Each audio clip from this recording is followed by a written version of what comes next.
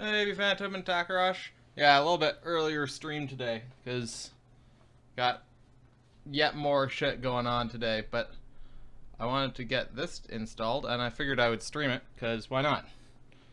So I ordered a kit online that adds through an FPGA.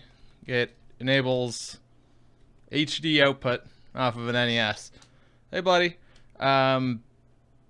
So it adds an HDMI port. Bingo bango. So we'll see how it goes. I may or may not regret this. You have to desolder the CPU and the PPU, and you insert these interposers and insert the CPU back on top. And likewise with the PPU, just the picture processing unit. It doesn't interpolate, it upscales. So you still get pixels, but they're scaled. So step one, disassemble. So we'll just get right into it here.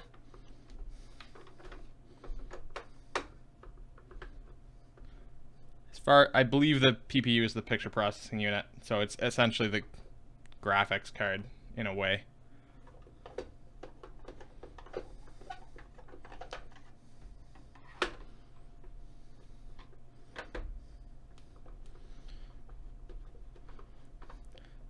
So this should be interesting.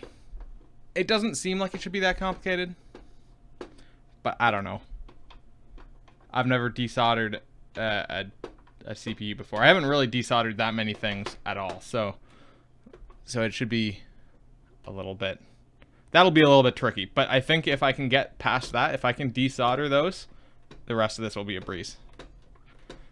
Famous last words, yeah. Like that's the hard part. But I mean, I have a solder sucker, I have soldering wick or solder wick, desolder wick. So if you look up Hi-Def NES, like I've got it in the stream title, this thing has a lot of options. It has interpolation modes, but for the most part, like it does scaling. It's not an interpolator, really. That's just a bonus. It has about 7 scan lines of input lag, as I understand it. So essentially none. Scan lines, not frames.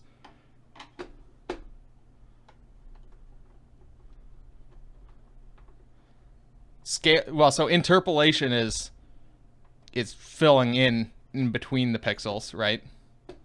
It's interpolating further stuff. Scaling just blows it up. It blows it up, but does not do any interpolation. So it's not smoothing.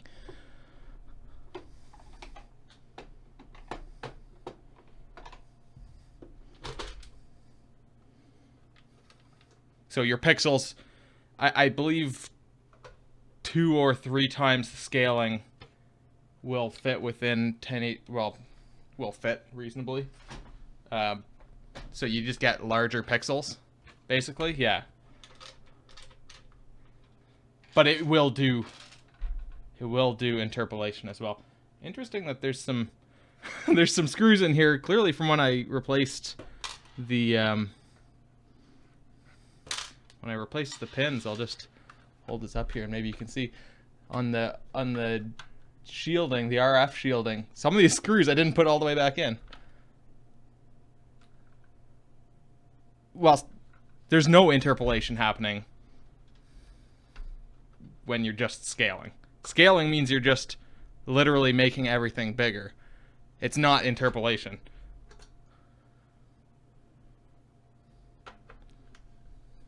You surprised this needs to be internal at all? But it's an analog signal coming out. So this generates a clean... This basically intercepts the signals that are trying to go out in terms of pixels instead of an analog signal.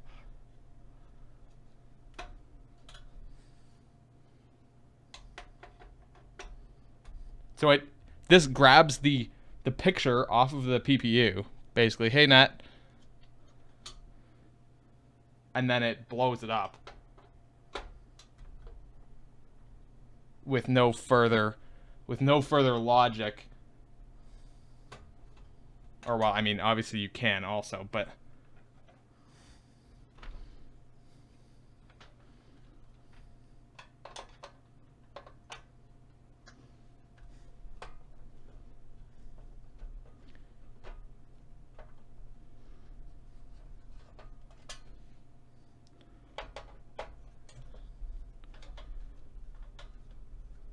pew pew pew pew pew.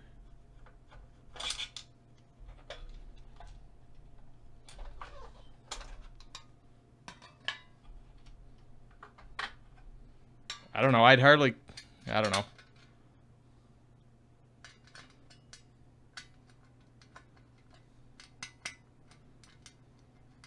Yeah, I mean, technically, at the most technical way possible, yes, just pure scaling is interpolation, but really, it's, I mean, it's not really.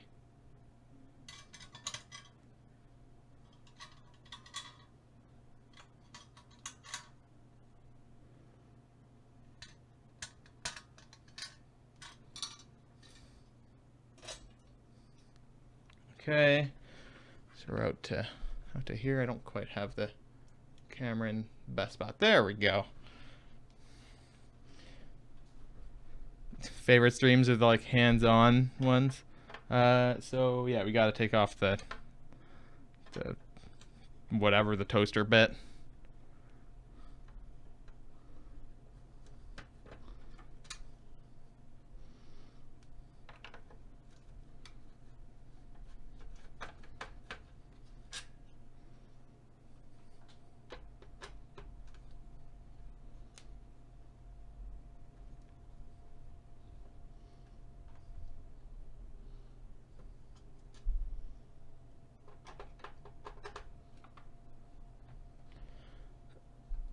Probably. Well, maybe not necessarily for RV renovations, but I'm sure there's probably a home improvement Twitch community.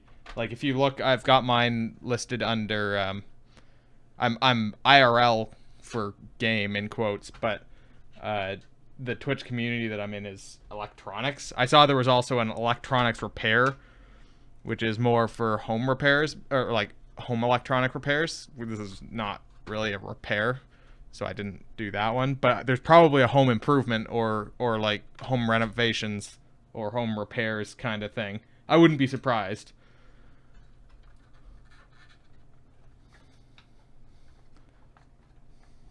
Didn't know about communities.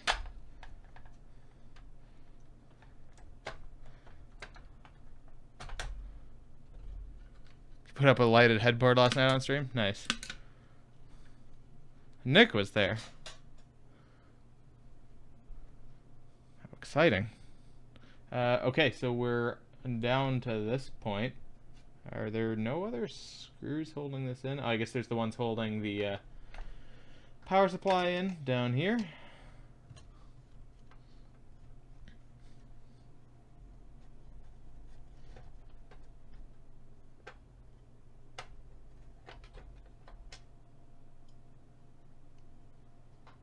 And yeah, this is my like kludgy, not anti-static at all, anti-static mat, also known as a bath towel. Probably not ideal, probably wouldn't be recommended, but I figure it's better than scratching up my desk with screws and NES bits. Come on. Oh, good. There we go. Got it. Okay, so this should now lift out. And I'll put it a little bit further back there. So we can pop off the 72-pin connector. Chuck over there. It's still good because I replaced that not that long ago. And we'll flip this over carefully. This RF shield should come off somehow. Oh, I think I need to disconnect all these. Hey, Nick. Touch the chassis periodically, but it's, I mean, it's not connected to anything. That only works if it's grounded. I could be wearing an ESD strap, but that'd be inconvenient, so I decided not to. I'm breaking all the rules. Oh, there we go. Never mind, I guess I didn't need to disconnect those first. Oh, maybe I do still. Yeah. Oh, I see what I've done wrong here. I need this. Yeah, hey Star Ogre. Yeah, NES is bulletproof. That's kind of my logic. It's like, it should be fine. There's some little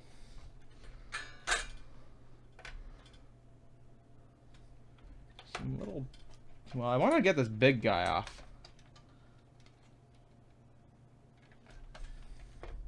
Maybe it'll just come out. Now got this shield like in the most awkward spot possible. Jesus. Okay. There we go. Okay, and so what? Yeah, there's just these little... Actually, are there little things there even at all? Let's try and get this one disconnected.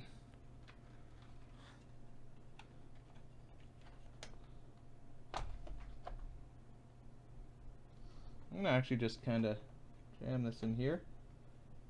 There we go. That's all I needed.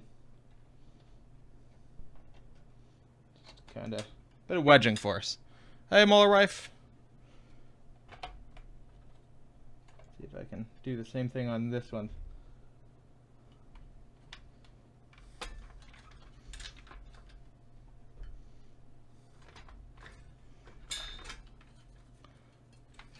There we go. Okay. Got that out of the way, like, finally. Okay, we got a little bit of space there, so I should be able to do the knife thing again. Hey, Muller duck. Okay, there we go. So this apparently is no longer needed. Or rather, won't fit. Okay, so we got the case out of the way. We're down to just the motherboard and the power supply. NES looks very empty. Yeah, there's plenty of empty space in this thing, so we'll just chuck these bits over here somewhere so that they aren't in the way anymore.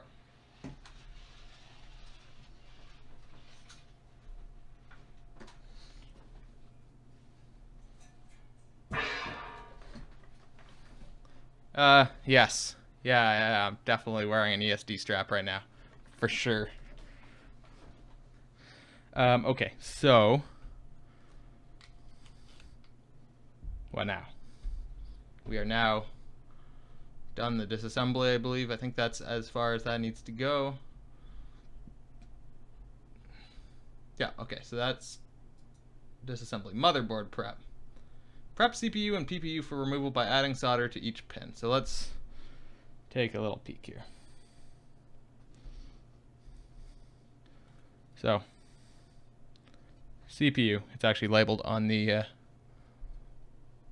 board just above it. You can see on the silk screen there it says CPU if it'll ever focus, and the one on the right says PPU underneath it. There we go. CPU, can you see it? CPU, PPU.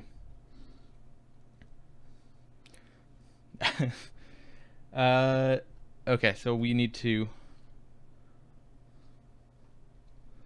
So that's this strip of pins here. Let's get that soldering iron warmed up. The PPU is this strip along here. Yeah.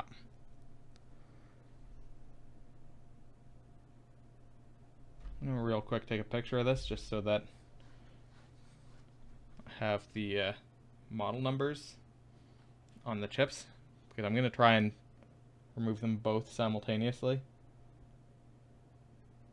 or like back to back.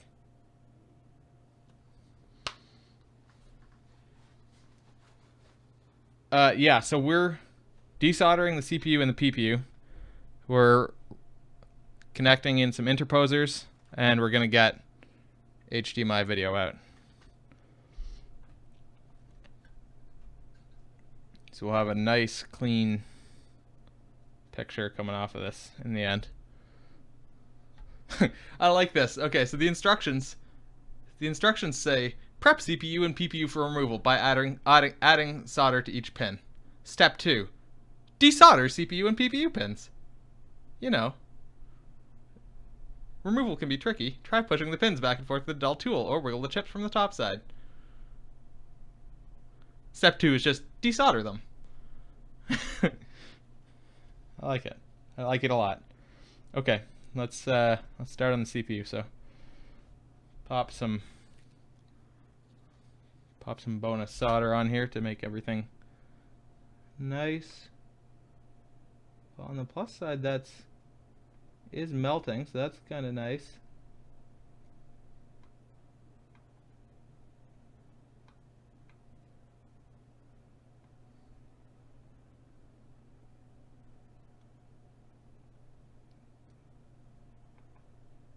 Okay, I can see the solder melting, so everything's fine on that front.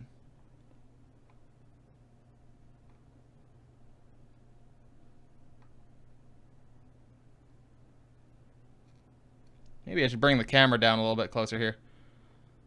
Yeah, exactly. I mean, I understand that. I just particularly like that. Step 1, you know, prep it. Step 2, desolder it. Done. That's it.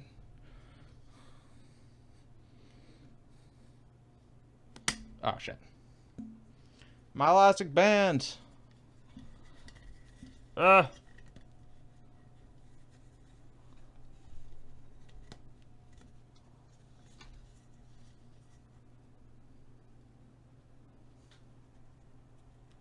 Shouldn't we have Kibble here doing this? She would certainly be probably more experienced doing this, but here I am.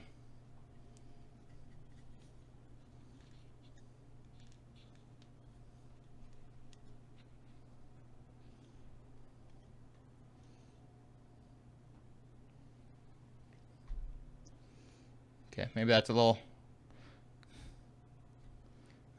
bit better. Let me just try and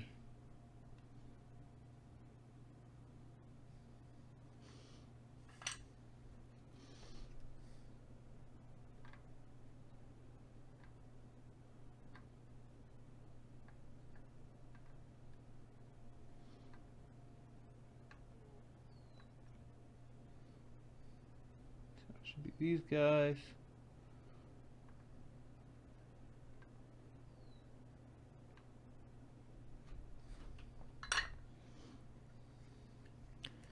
I used to do electronics repairs. Never soldered right in the past. It's not overly complicated. I would say that the equipment probably contributes a lot. Like not using a shitty $20 soldering iron. This is a Hakko FX888D. It's a pretty well regarded amateur level soldering iron. Like, it's got digital temperature control and everything, and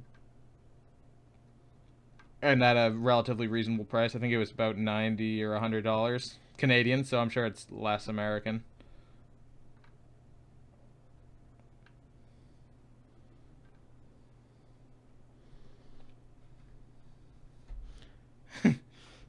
Electronics repair you.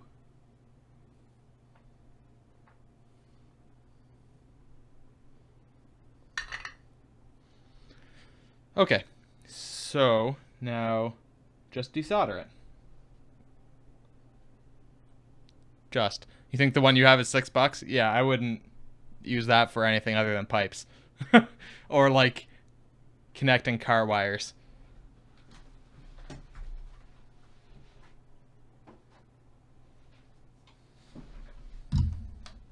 I guess that wouldn't even do pipes. Let's just make sure that I don't know if this solder sucker will actually even work. It may not. I've never used I have only used a solder sucker a few times, and I've never used this one. I just bought this one explicitly for this. Yeah, but temperature control helps a lot. You need a basic one, but you need one that'll actually like hold a temperature. It makes it a lot well, let's say it makes it a lot easier. It's a lot easier to solder with a decent soldering iron. So let's see if this guy will suck solder. See if I can, okay.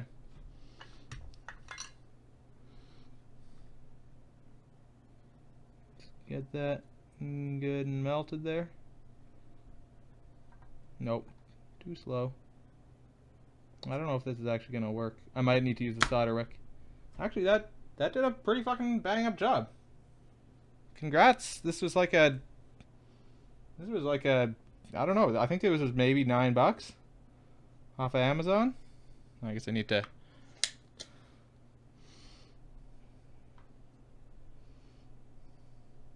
So basically, the idea is yeah. Well, you can see maybe. I'll hold it up here. You can see it's basically the idea is you melt the solder. You push the plunger down. Let me just show you the thing. You push the plunger down. There's a button here that releases the plunger. It's a big old suction thing. So you melt the solder. You real quick put this over, and then you suck it off, so to speak, by quickly putting it over top and pressing the button. Not too slow. This is probably not particularly visually great.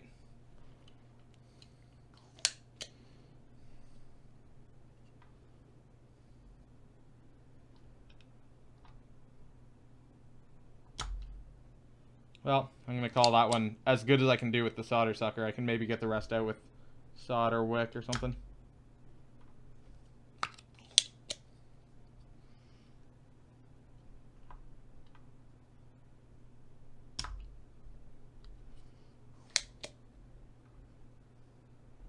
Certainly got rid of most of it. Oh, actually, whoa. Okay, hello.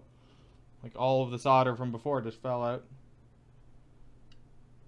Oh, hold on. A lot of it ended up on my soldering iron there.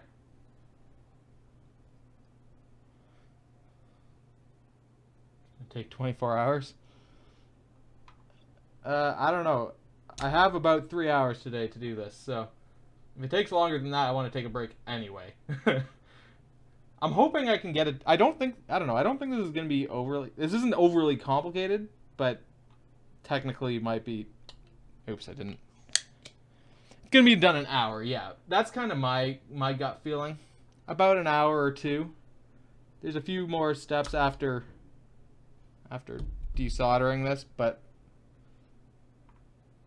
it's not overly complicated.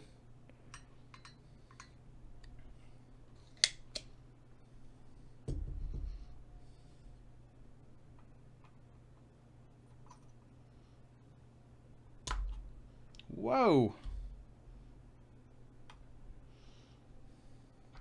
I don't know how to get the old solder out of here without it just blurping onto the other subsequent pins.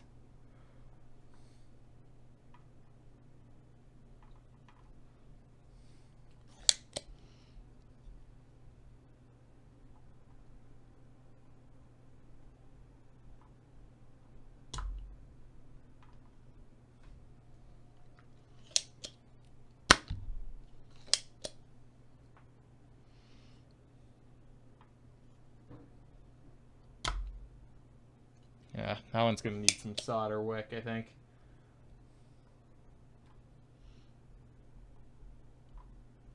Or another. This is a little bit too big to fit in between these pins. So it's kind of. Actually, it's a bit awkward getting this in there.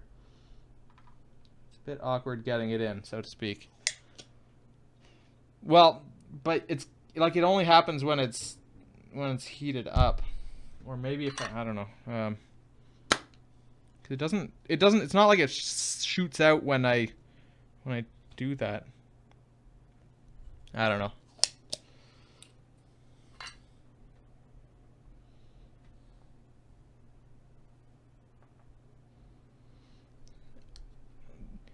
Yeah, I might just. I don't know. It worked quite well for like the first hole, so I was kind of hoping. I'm gonna just maybe switch to soldering. Yeah. Now I can legitimately say I've never used solder wick before.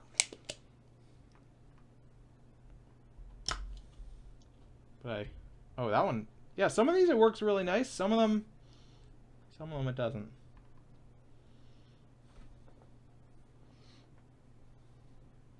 Shoot my hot mess somewhere else.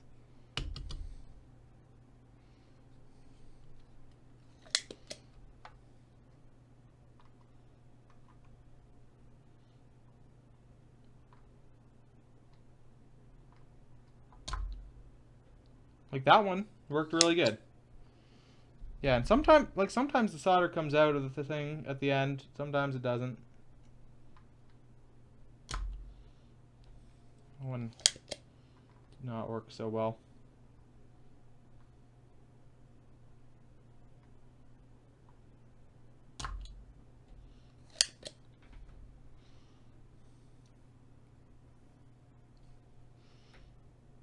That's just having a good time with all the innuendo here. Or the innuendo.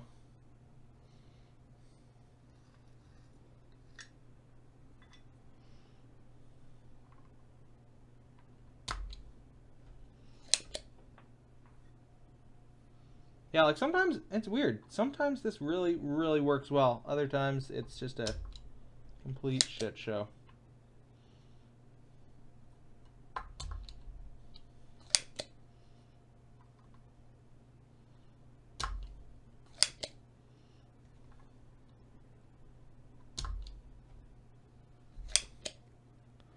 Hey, old man. Old man Blue. Welcome. Just, yeah, just at the right time.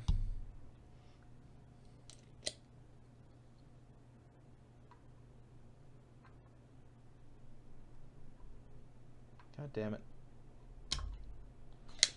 Yeah, I don't know. I feel like this spring is already fucked up in this or something. Like it doesn't seem to be going with quite the same oomph as it did before.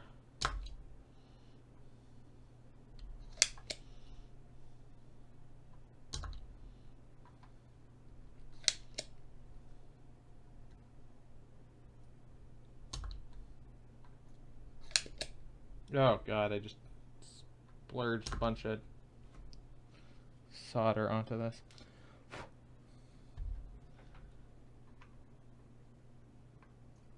Yes, I did mean to say that.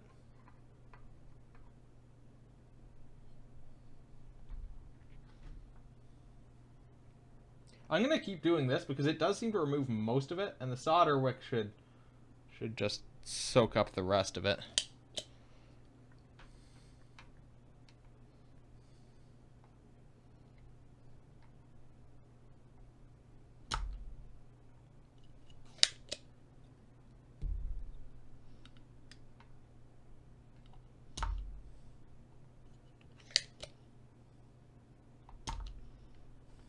It's not doing the trick anymore. Fuck it. Solder wick.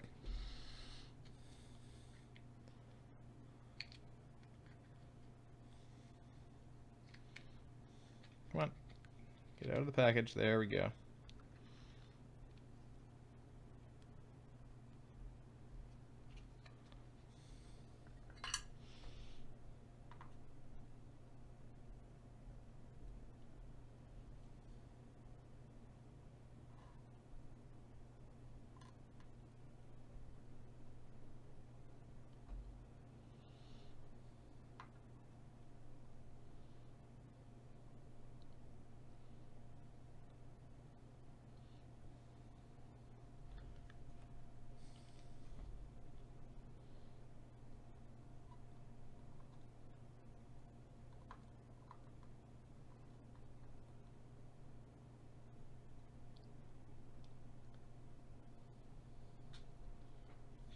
It seems to be doing the trick. I'm just gonna get my clippers just so I can clip the end.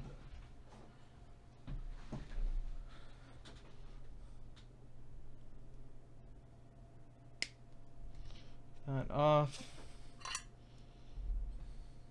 That message looks oddly familiar. I don't know what it is though. If not just animal speak.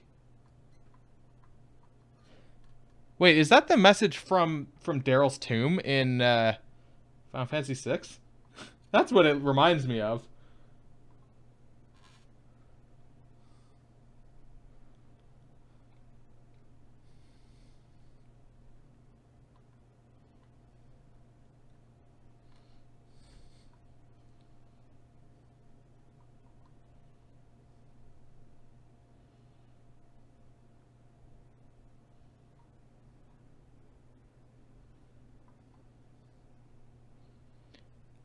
Yes, so it is. It is.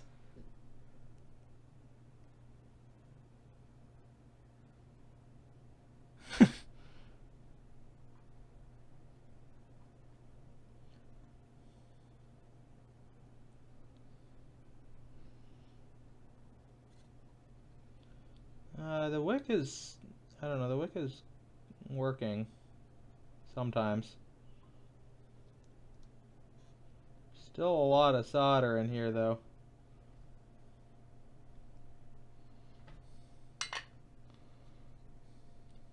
Oh, you know what? This is actually, no wonder this has stopped working. It's like soaked way up there. Oh, see ya, Muller Duck.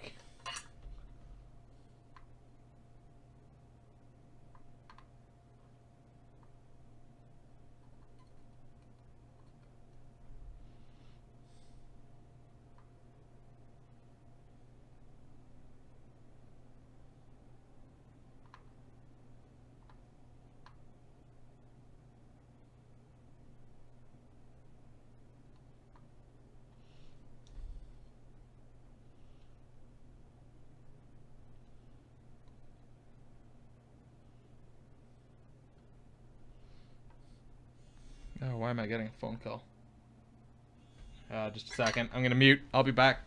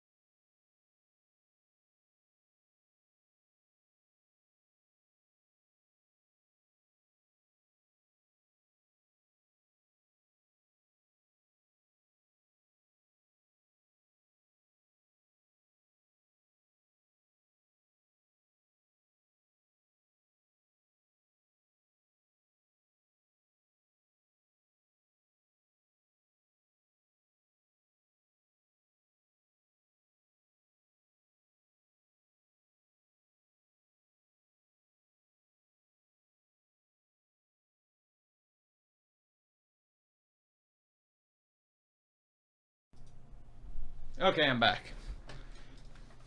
Sorry about that. So, back to desoldering.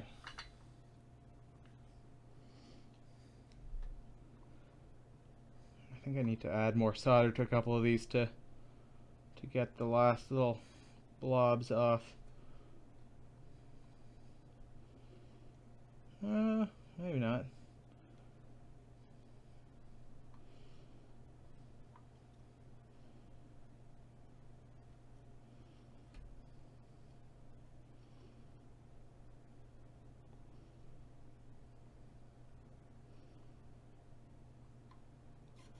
Yeah, 90% of the time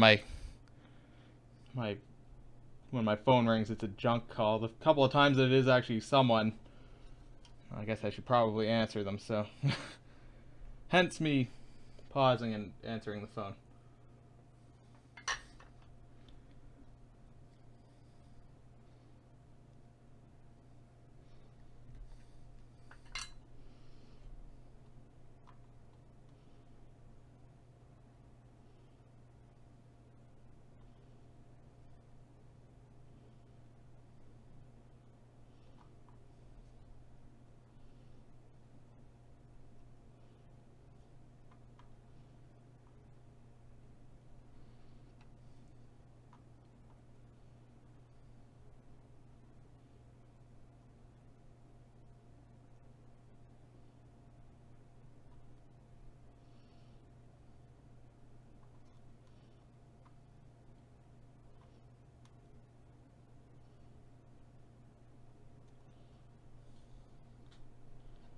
I think most of these are like loose, but it's really hard to tell. We'll find out once they're all close to this point. This one is, it's really, really hard to tell.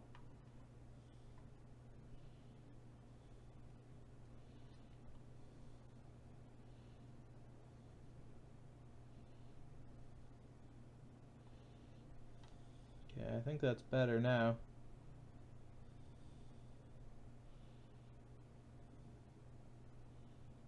I can see that one's wiggling now.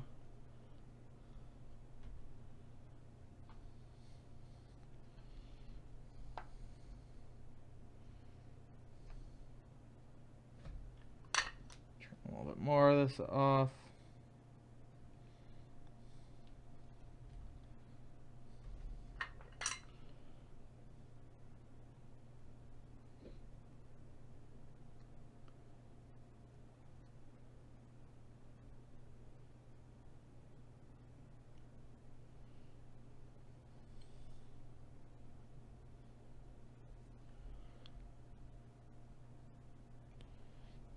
Wait, I am actually unmuted now? Yeah, okay. Seems everyone's falling asleep. That's all.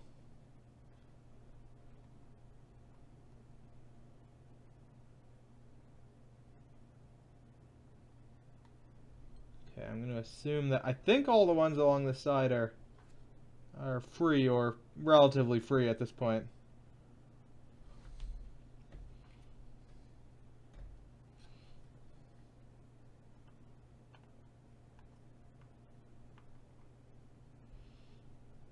Well, there's a few that I'm going to add a little bit of solder to a few of these ones to just plump them up again, and then we'll clear them out. We'll give it another shot.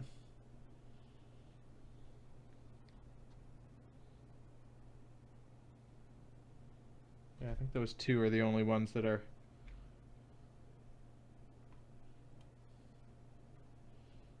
notably still soldered.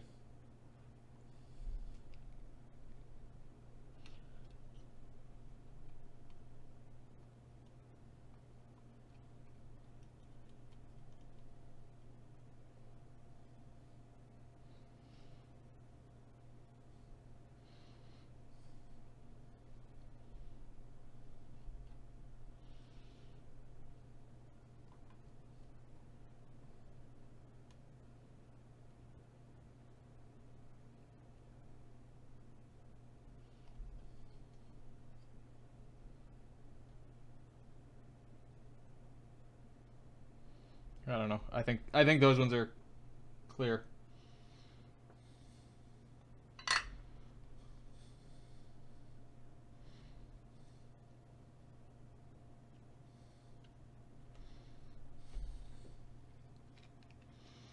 All right, I'll start on the other side then.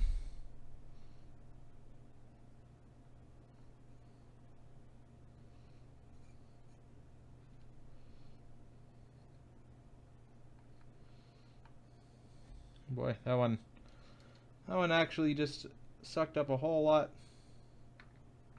on its own. And it's not even clear yet.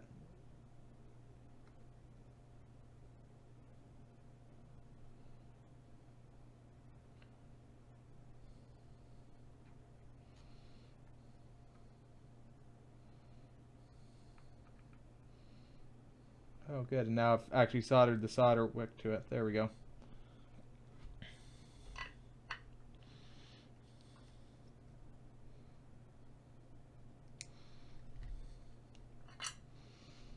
I guess you gotta go in from the end, otherwise it doesn't really suck anything up.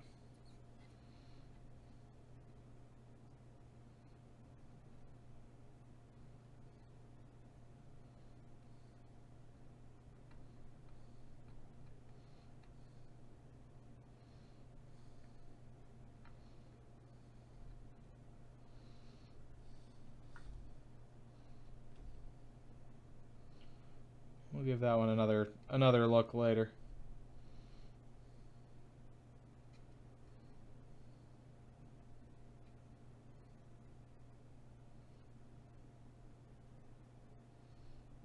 Okay, I think this seems awfully soldery now, so clear that off and start fresh.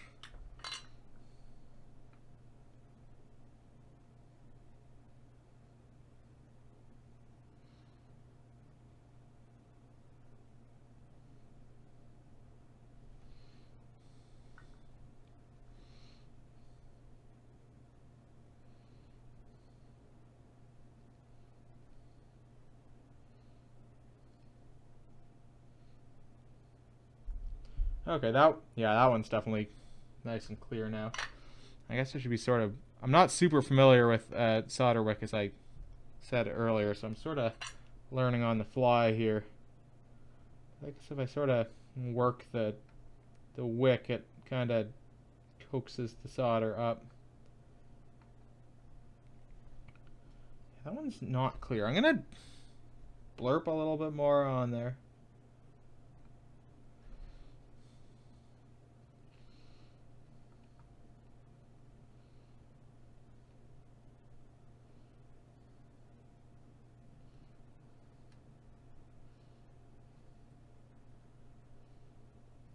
Maybe if I heat the solder wick a little bit to coax it along from that side. Oh, oops, I kind of soldered it to some other thing.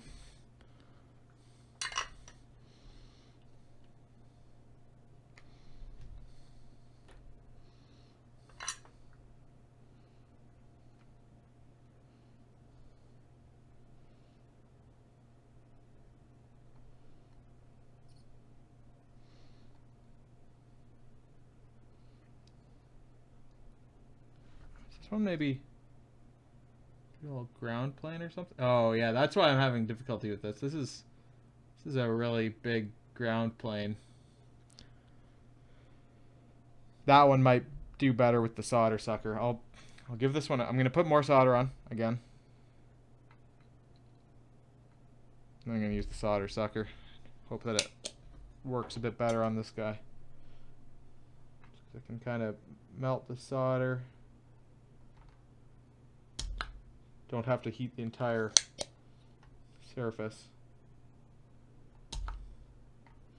Solder sucker doesn't... I must not be getting it.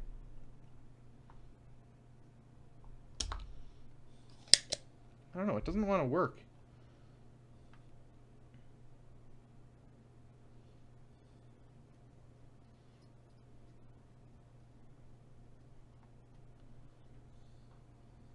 Maybe I can just work that one out. Alright, have a good nap, Nat.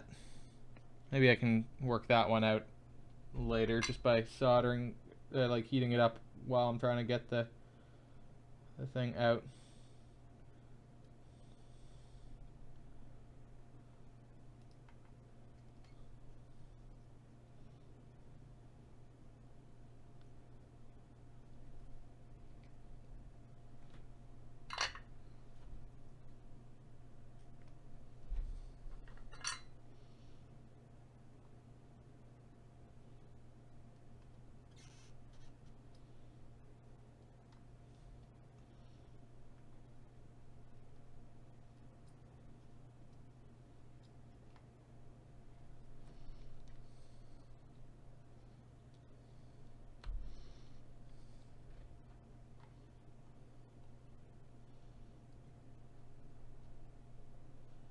Okay, that one's nice. That one went well.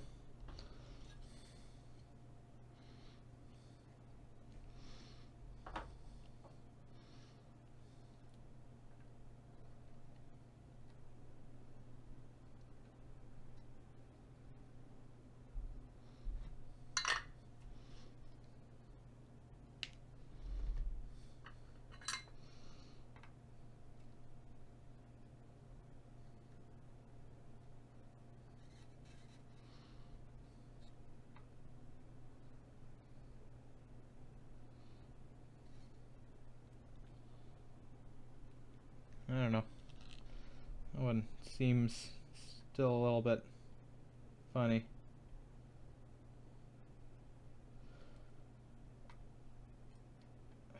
It's hard to get the solder wick where I want it. I just need more pulled out of the package.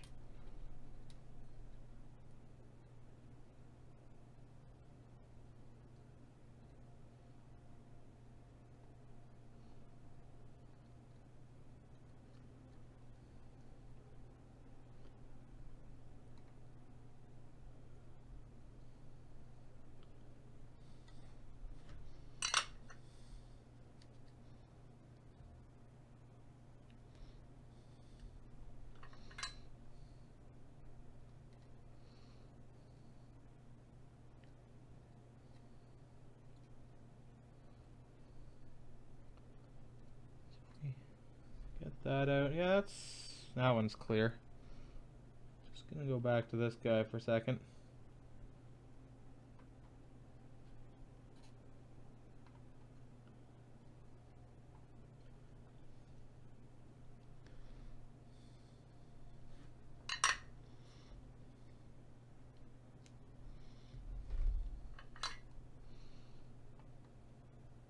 And I have to do this all over on the PPU. Or, yeah, this is the CPU.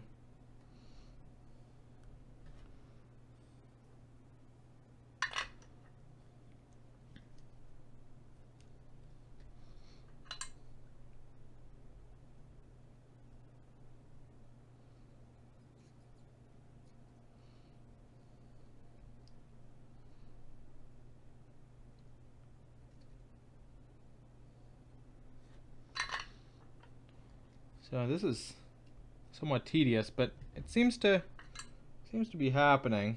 Like, I'm making progress here, just kinda slow.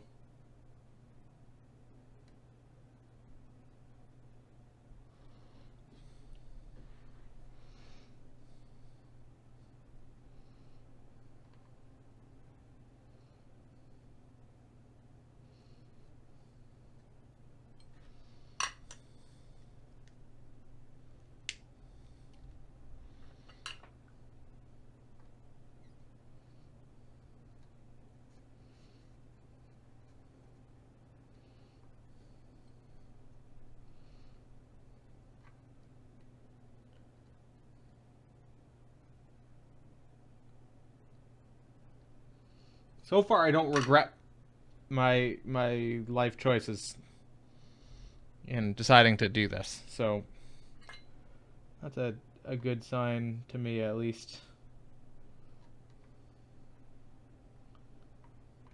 I haven't encountered something that's so impossibly difficult yet. I mean, maybe I'll decide that this has been impossibly difficult by the time I'm almost done.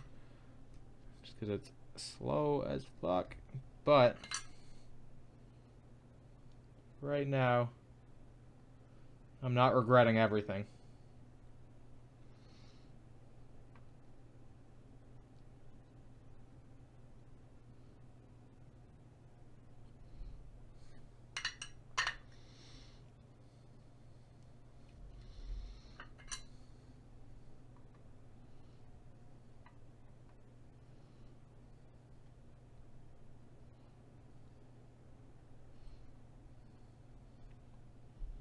Some of these come really clear, really fast, like they just suck everything out.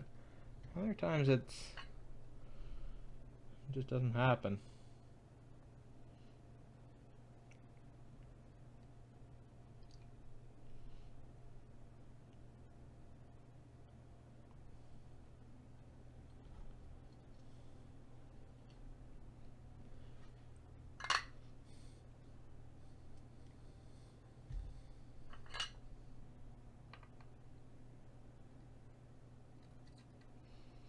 I'm sure I'll try and wiggle this after, like once all these seem to be desoldered, or I've got them mostly desoldered, I'll just quickly wiggle CPU and see if it's down to just a couple pins that are stuck, or if somehow it's actually entirely free. Doubt that, but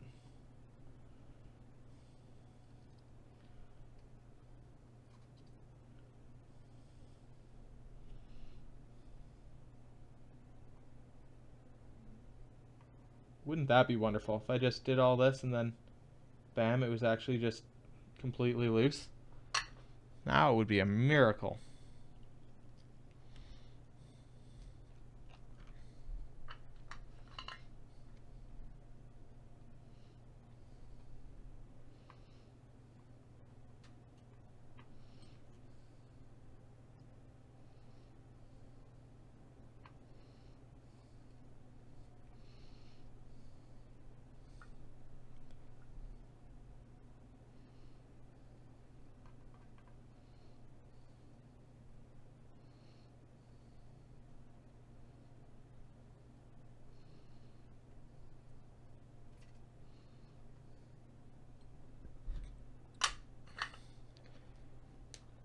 Sometimes it just kind of stops creeping up the wick too, and that's annoying. That's really annoying when that happens, because then you have to stop and you have to cut it.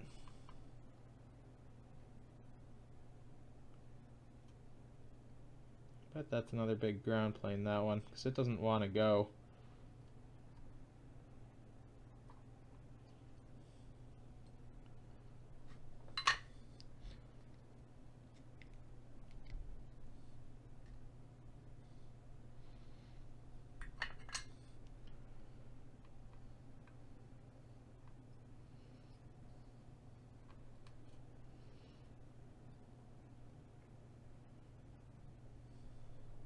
Okay, that one's good and empty. Like, got all the solder out of that guy.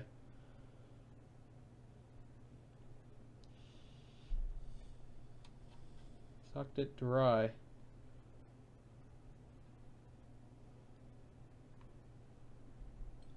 Okay, well, let's just see what happens here. If I ever so carefully pull on it, it does not want to move at all. Let's take a peek at some of these pins and see which ones are good and which ones are bad. So I'm seeing one here that's, oh, this is actually already, stream doesn't work on Chromecast. Lame. This guy here doesn't want to move, I don't think.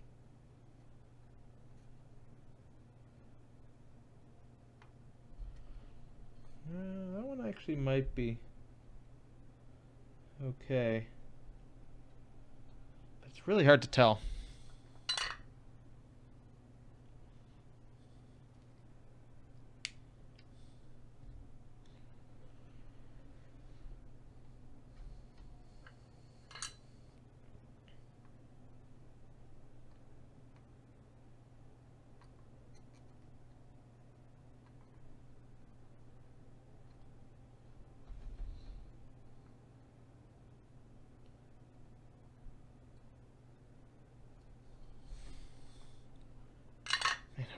I wish this was easier.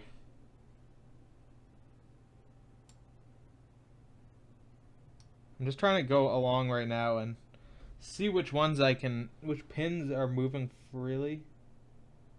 That one's free. This one seems...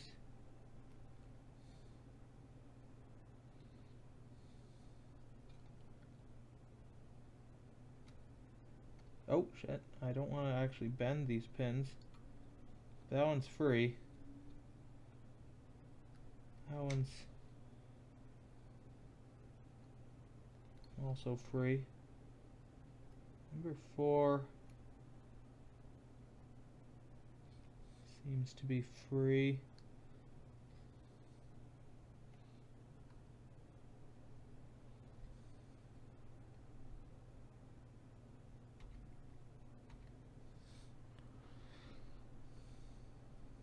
This guy here does not seem free to me. So I'm gonna add solder to it again.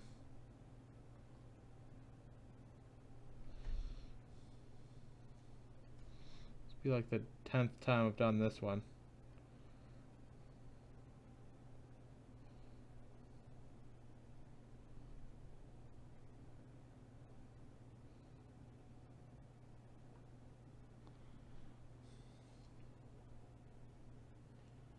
Okay, I think it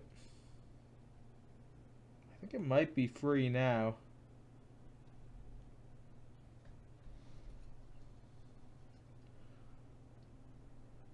Oh, man, this is...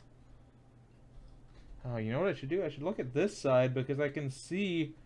I can see from this side, actually, that a lot of them still have a fuck ton of solder on this side. It's actually a lot easier to tell from this side.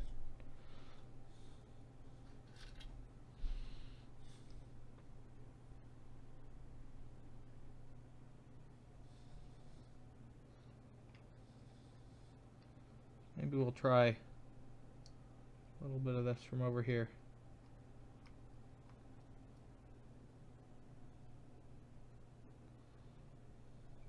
Where the solder actually is.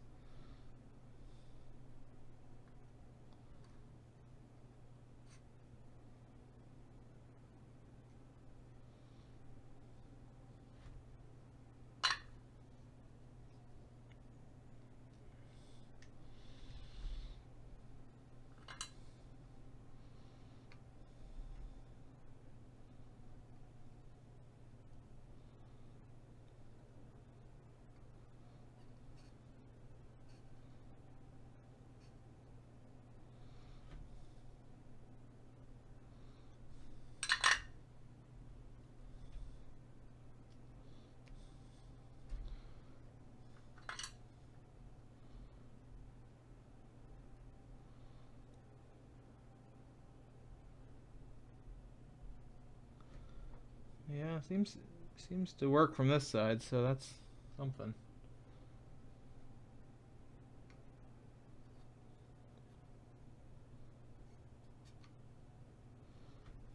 There's certainly going to be some spots on this side where it's not as easy, but I can tell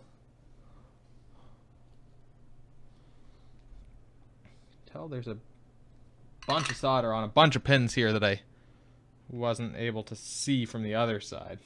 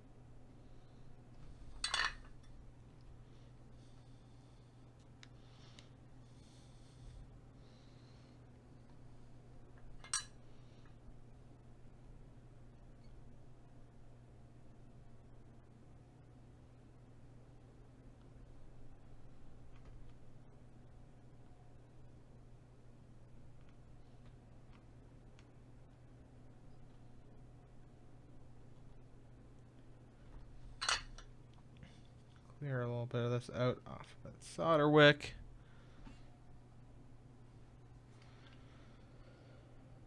Give this a few more passes.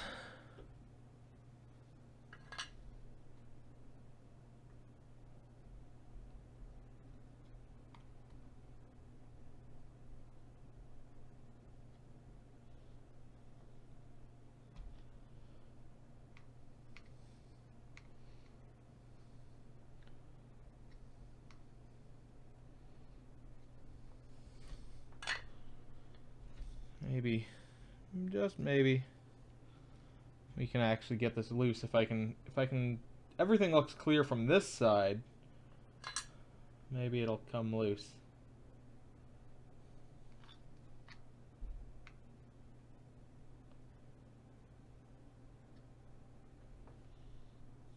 Okay, wow, this one, oh right, this is the one that's on the ground plane that I just couldn't get anything to happen with. And there's a fuck ton of solder on it still.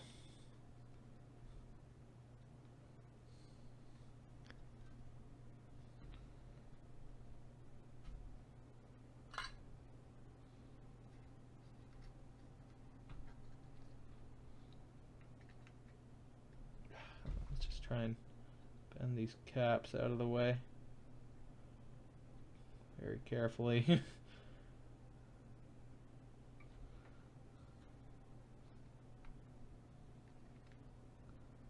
Not quite soldering those as much.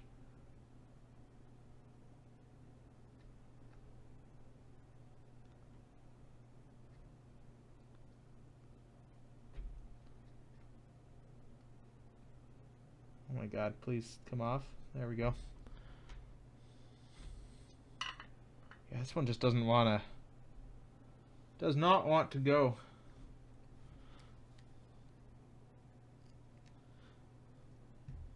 I can get this solder kind of soft, but it doesn't want to actually come off, which is weird.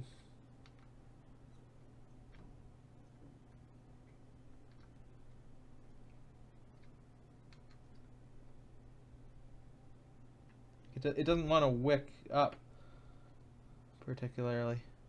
Ow, I just touched the solder iron. Pro tip, don't do that. Hurts.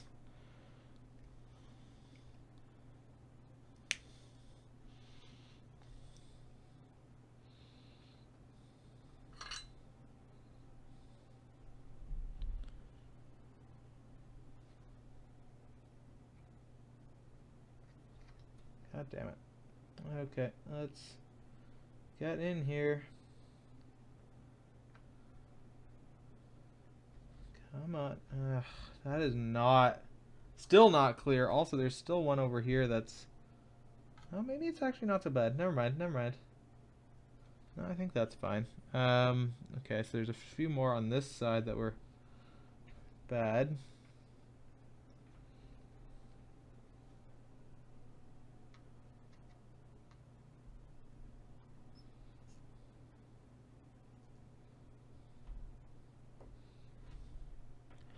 Hey Emily, sort of.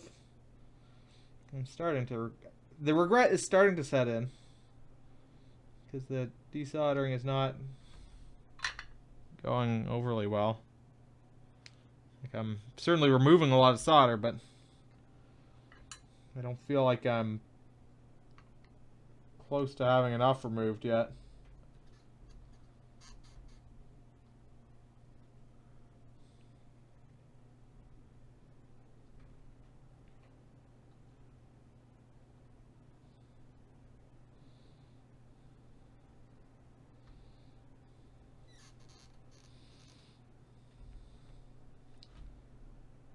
Bunch of those ones are not even close to cleared out.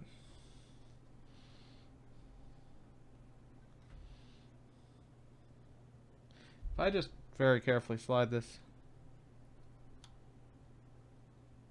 here and lift, no, I guess nothing happens because this one on the fucking ground plane is still completely loaded.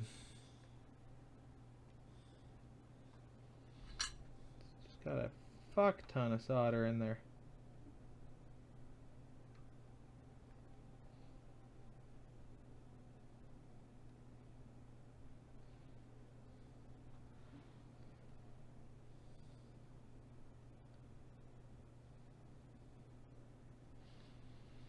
Hey, Deceptive.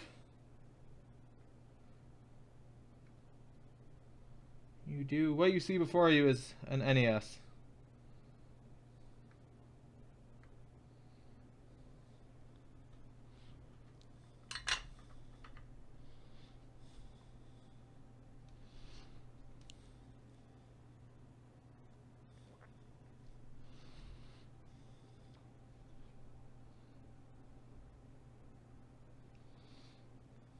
Trying to remove the CPU. Trying being the key word. Trying and not particularly succeeding.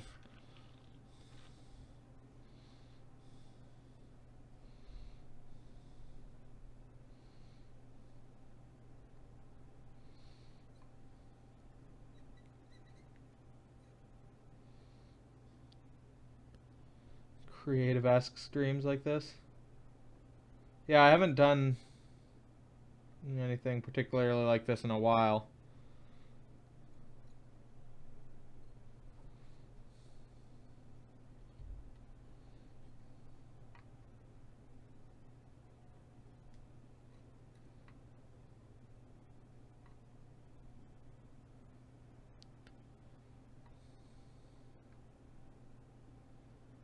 Oh my god, please just be disconnected now. Like that would be wonderful. But I mean, I can see right now about 4 different pins that are still pretty solidly connected on there.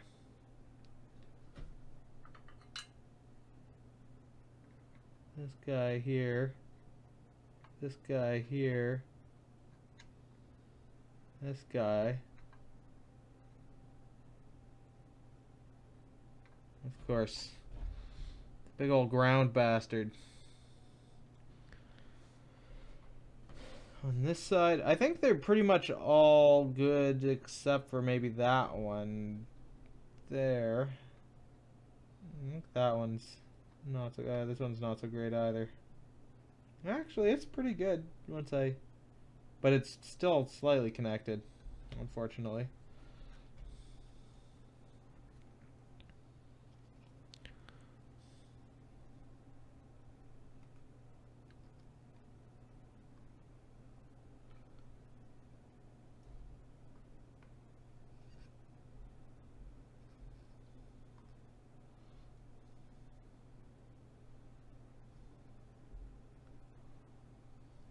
Give it a...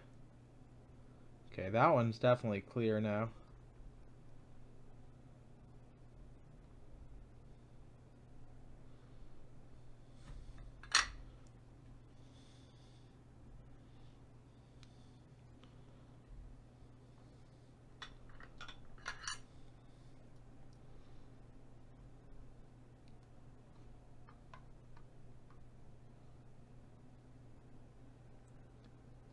I think we got that one clear.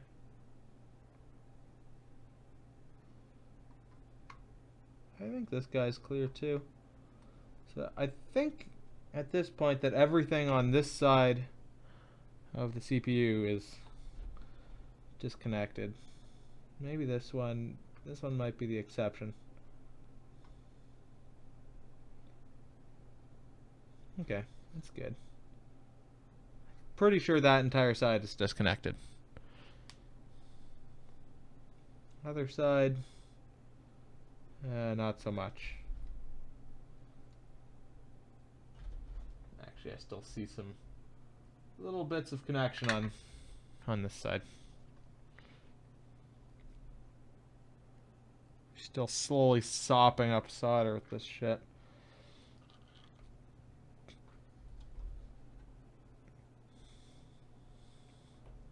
This third pin from the end has a little bit right in here.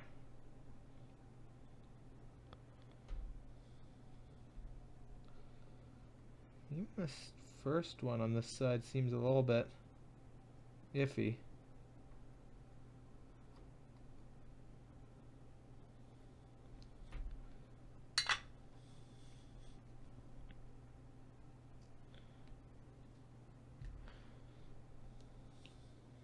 Second one, maybe needs some work.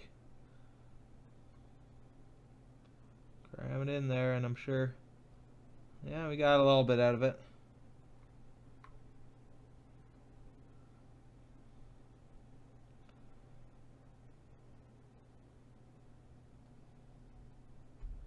I think we, okay, now I truly believe that everything on this side is clear.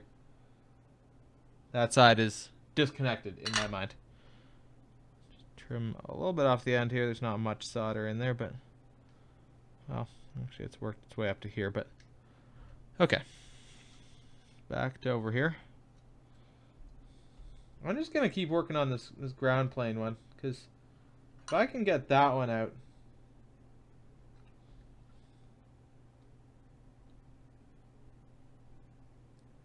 then we'll be in a good place.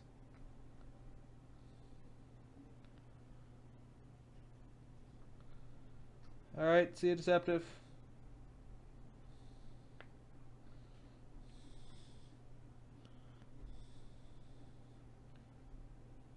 Yeah, this is, you'll probably still, probably still be doing this if you come back.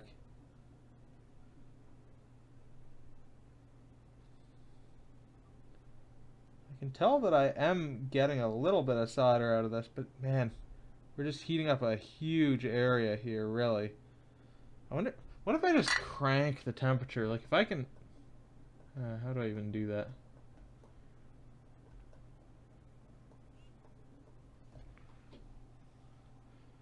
Okay, I cranked it up 100 degrees. If we can get that solder locally hot, it should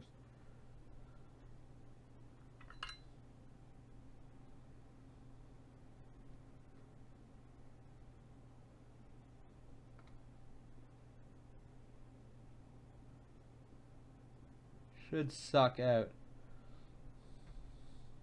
Yeah, I can see that it's actually kind of lifting.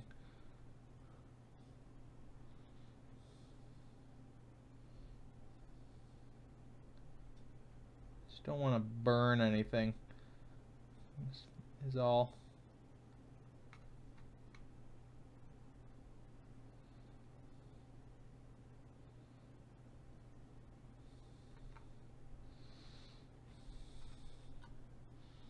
Suppose I also don't want to set my towel on fire. Oh yeah, but we're actually getting some solder out of this, and it is actually almost clearing up there. Let's actually work at this from the other side. It's gonna be a little bit easier, I think.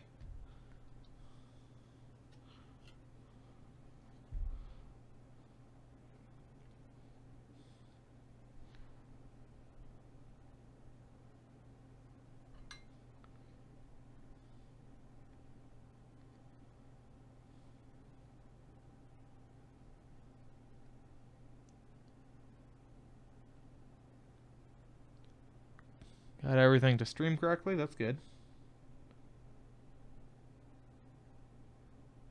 Okay, so maybe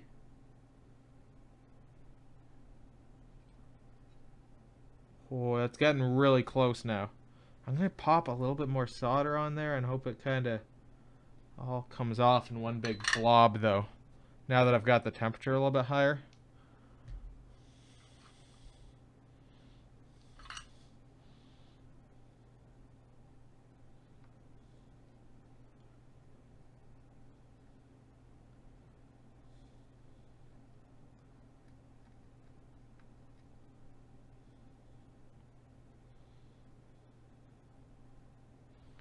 Oh. Yes, yes, yes, yes. That looks good. Not quite perfect, but if we snip a little bit of this off, we might be able to coax the last remaining bit out.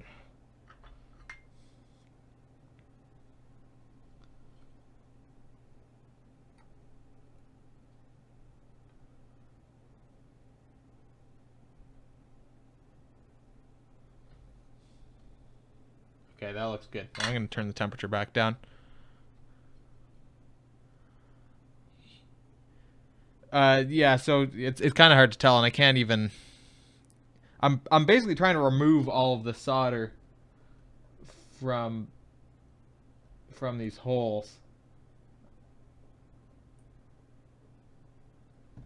and yeah, I mean even up close, it's hard to see if it's clear or not. But you can see the silver. You can see the silver. Well, not on here, but like if you look at this little chunk that I've cleared off, you can maybe see that it's a little bit more silver. The solder is getting soaked up into this, so this is kind of braided copper. So when it heats up, it coaxes the solder to get soaked up into it.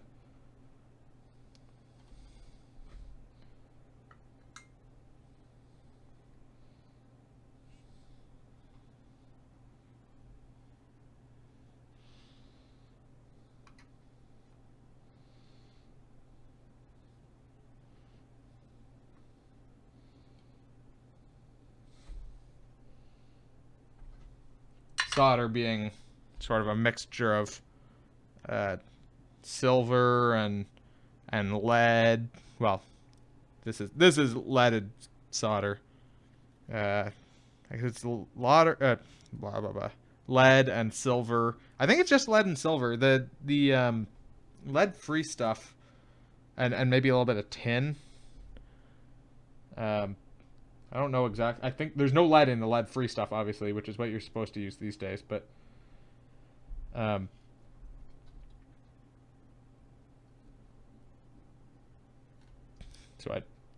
lead helps it melt at a low temperature.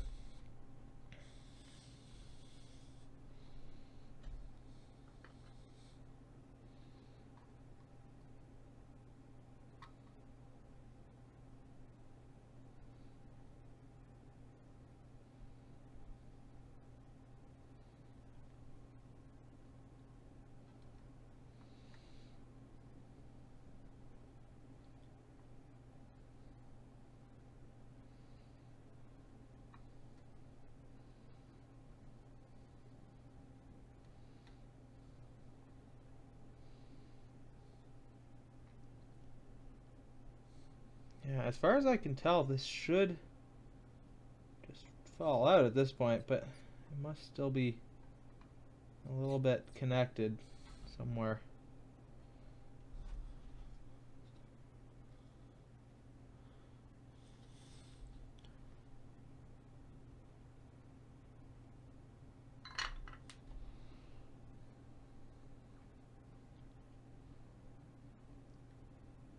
Pretty much every single one of these seems clear. Maybe it's just this ground plane one. Yeah, it's definitely clear though.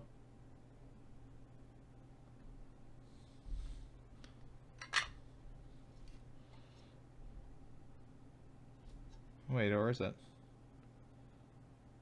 Ah, there's still a couple that have invisible solder on this side.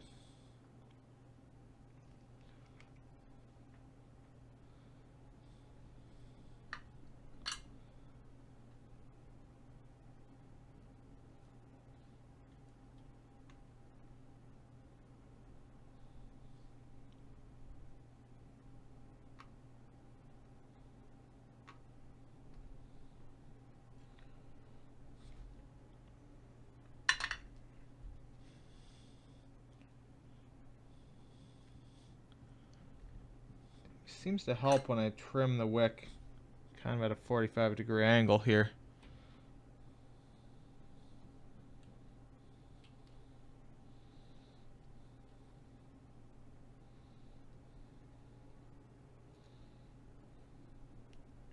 Wiggle it a little bit to help coax it in. Okay, that one seems better now.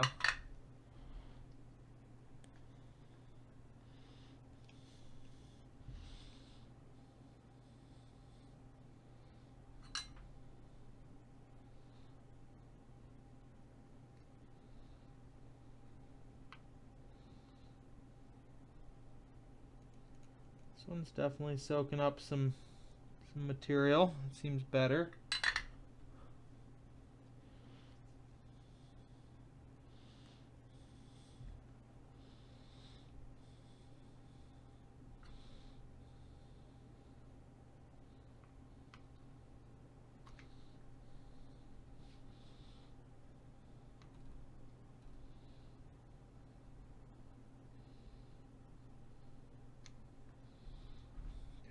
one's definitely clear now.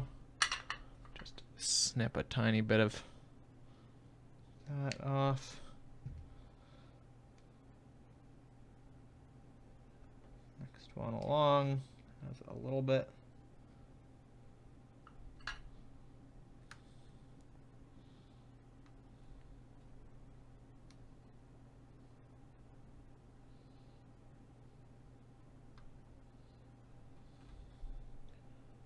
Okay. Take a little peek along the line here again. The four that are behind this little whatever,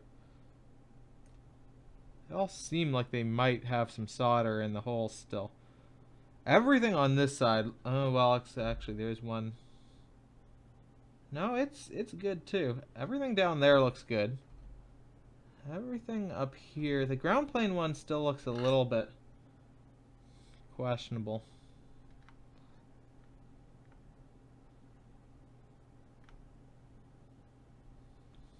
Maybe we can get that from the other side. Third one along here seems to be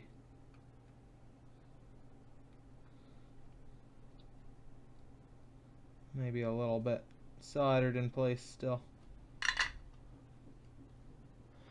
No, human skin oils won't be an issue.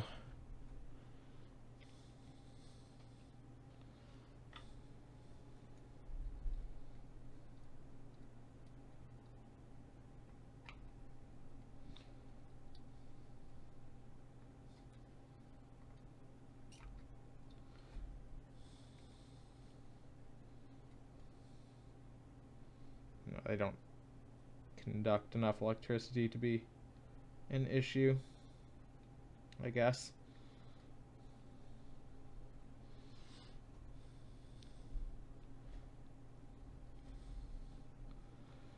Just this one bastard here does not want to. Oh, what if I? No, hold on. This one. Oh, right. I had mentioned that the the last 5 less the final one there actually all looked like they had stuff in them, and they actually do from this side as well. So see if we can coax that out. I'm gonna actually pop some more solder on those guys just to give us something to start from.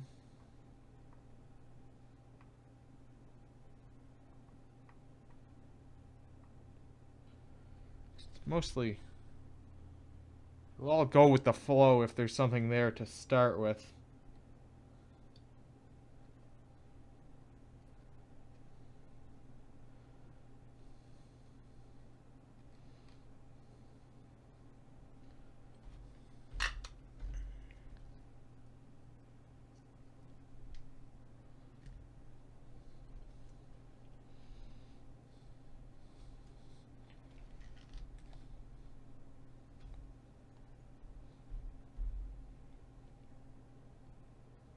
Yeah, the biggest issue here would be ESD, but I don't know, these things are these could withstand like being dropped from orbit practically, so I don't think it's really an issue.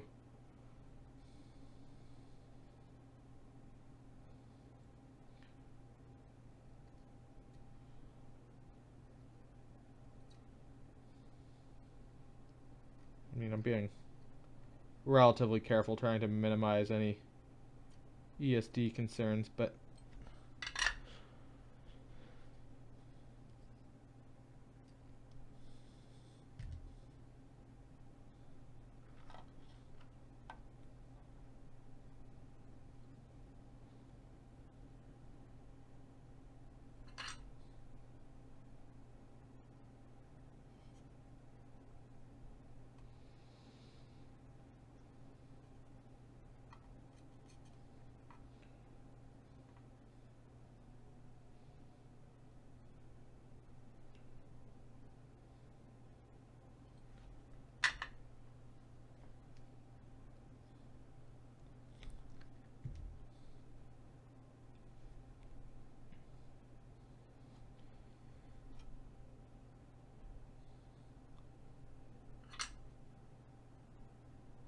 Admittedly, I didn't expect particularly many people to watch this because it's not overly exciting, nor is it easy to get a camera lined up to get anything particularly worthwhile to see.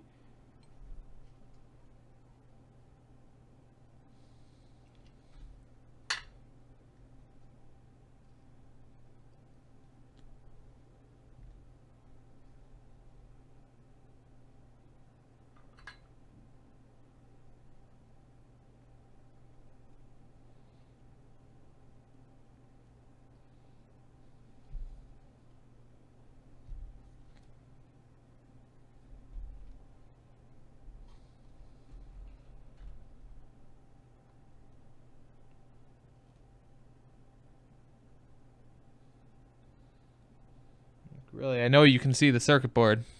I don't know if anything is particularly actually visible though on stream.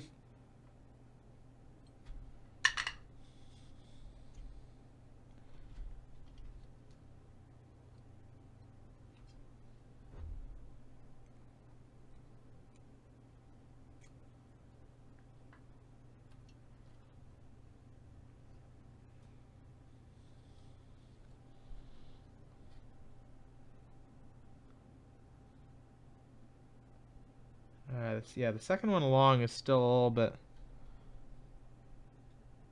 questionable. Yeah, second one along definitely needs more work.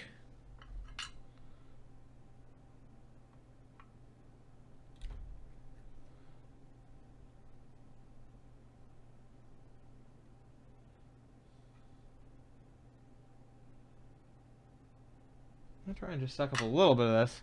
Then we're gonna clip to new fresh wick. And we'll see if we can suck up the remainder of this in one go. Because I think the issue has been that there's too much solder to, yeah, that did it.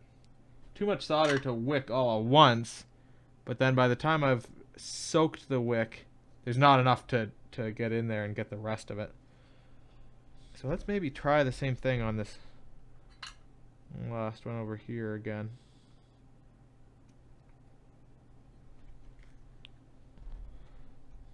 Definitely too much there right now.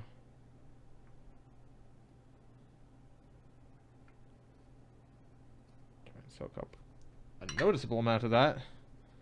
Maybe this one you can see that it's soaked in. You can see it's gone smooth basically. Because there's a weave in this.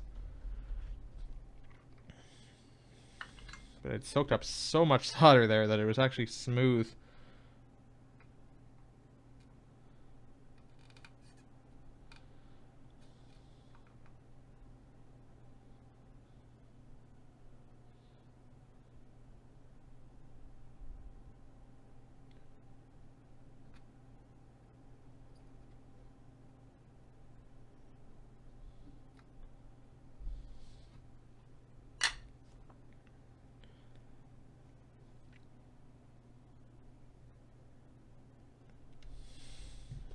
Try this again. There's still a lot in that hole.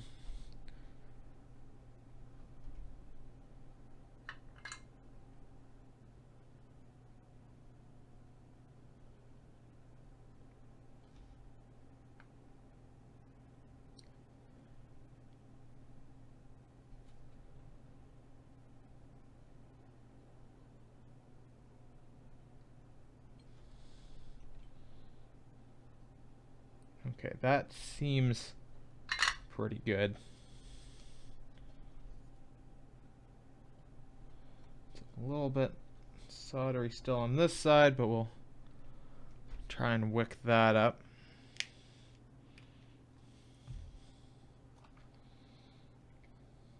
I think if that's clear, then I think it should come off.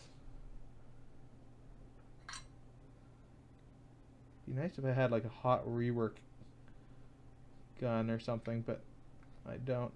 Just sneak over to work, do this there. Sure, I could find one in an open lab.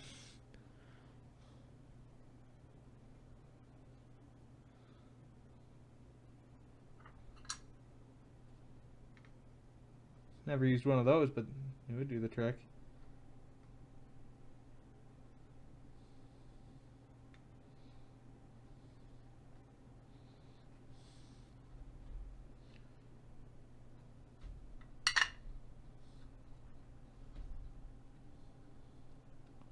Come on!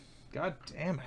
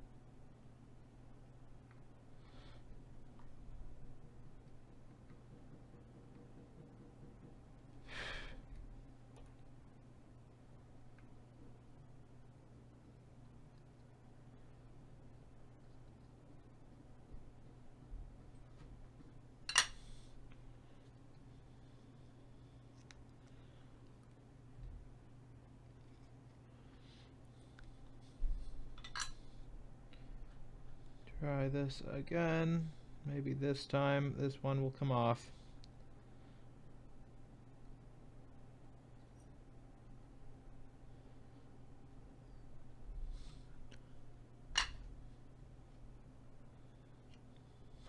Please.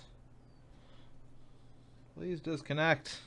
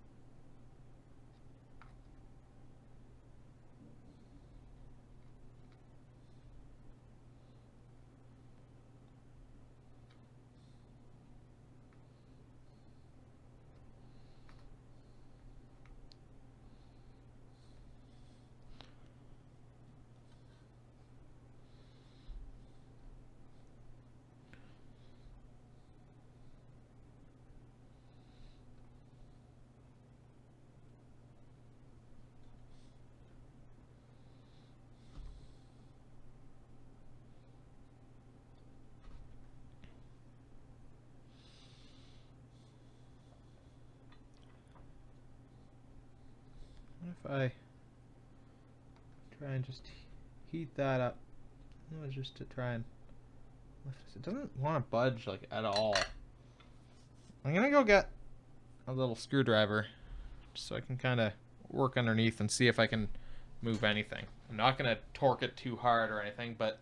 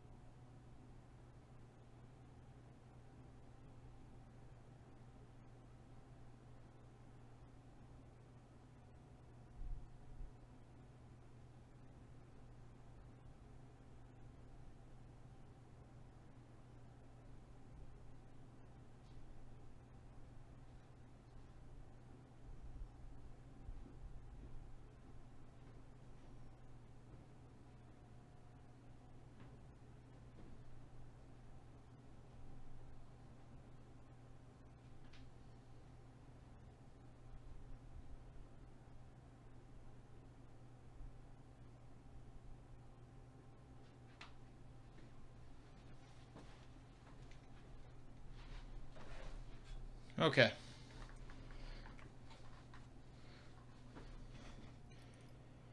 I just wanted to see if I was to go under here and just kind of try and lift, does it go anywhere?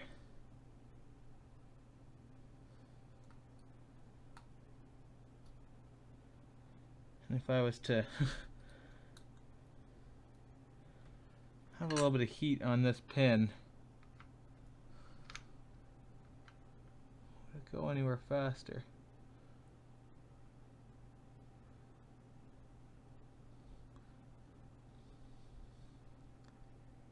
Doesn't seem to want to.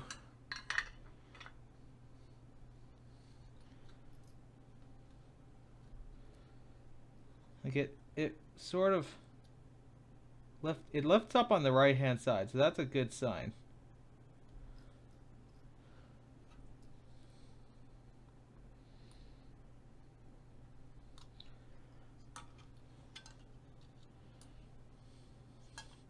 But if I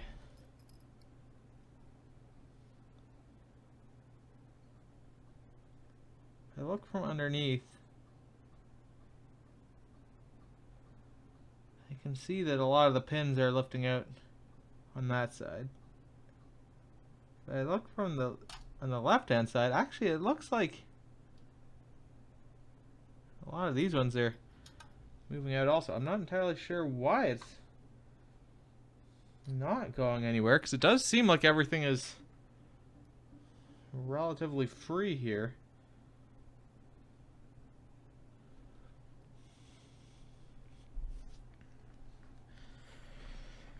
Whew. Maybe I should just... Maybe let's just take a quick breather on that one.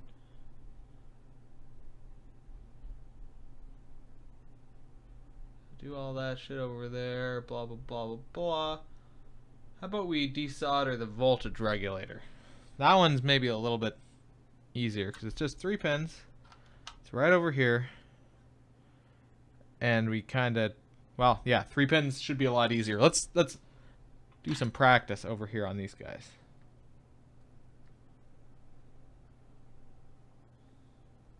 See if our... Because we jumped right into, I don't know, whatever, however many pins that guy is, like a 60 pin, 72 pin package or something. Let's try and desolder something that's 3 pins.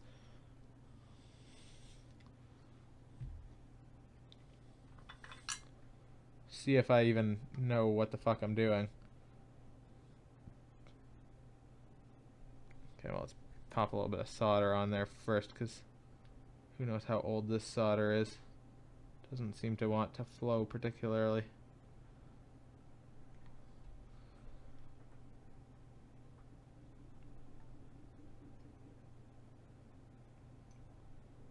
Ow! Spattered hot solder up onto my thumb.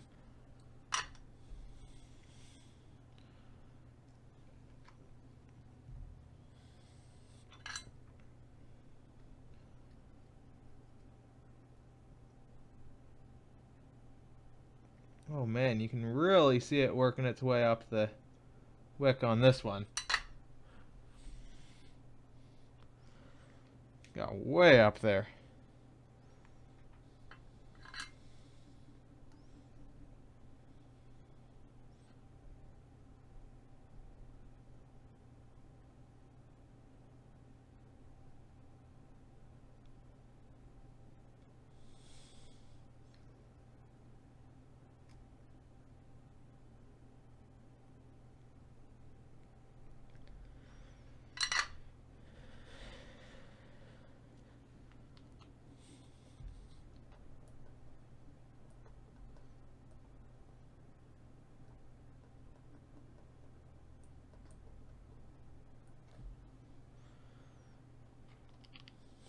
Middle one seems like it's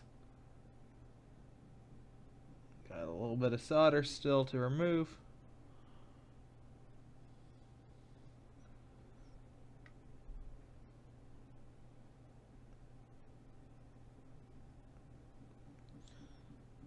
Okay, so I think in theory that might be disconnected. Now we have to actually unscrew this heat sink.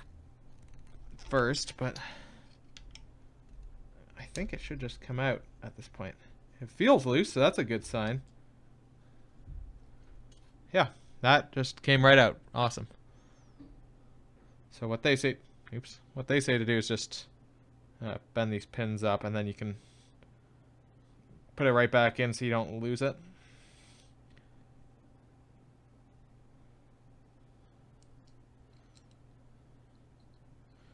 Just bend the pins up, and then just rescrew it into place. God damn it.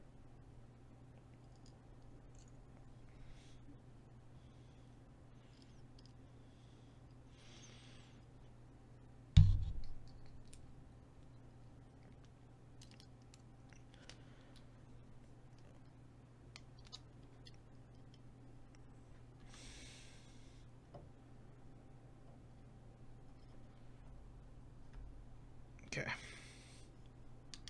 Should just go back in. But now it's disconnected. The this kit has its own power supply that actually supplies the whole thing with cleaner power. Apparently there was an issue with this power supply and not providing clean enough power to get a good HDMI signal. So we essentially have to wire that in, wire new wires from the voltage regulator over to the main board.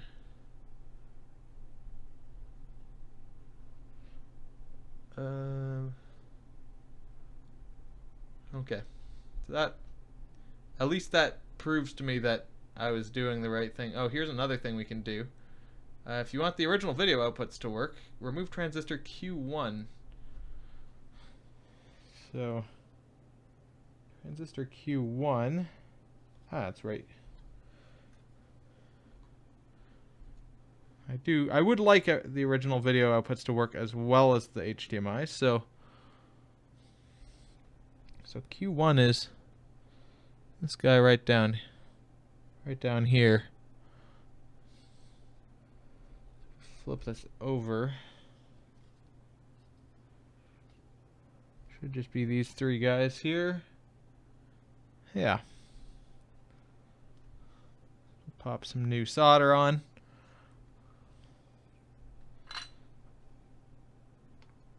Got a little bit of thermal paste on my fingers from the voltage regulator. That's why they're kind of white there, if you were able to even see that.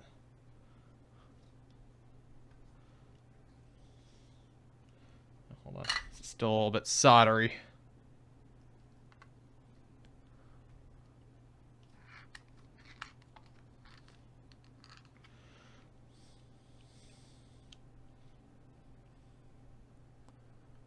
Wait, oh, can't really see what I'm working on here, can you? A little bit out of frame.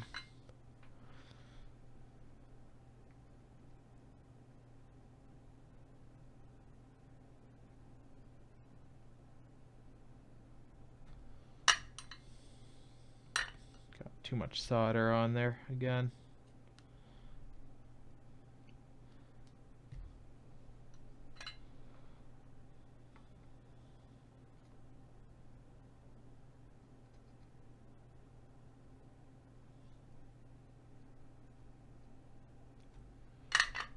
That pin seems clear.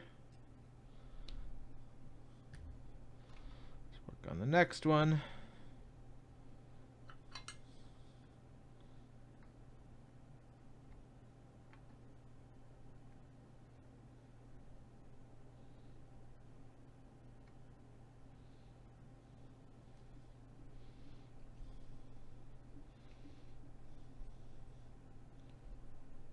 See if I can just get some more solder into this piece of wick before I clip it.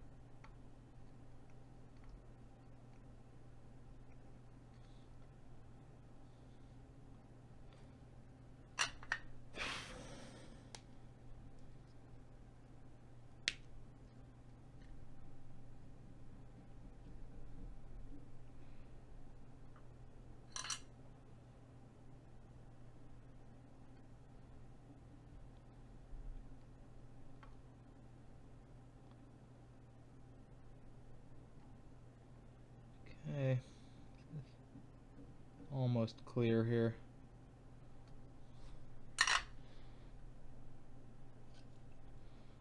Middle one's not quite, but what I should have is a little pair of needle nose pliers here. That'd be handy. Just to kind of grab that and yank it out. I'll be right back.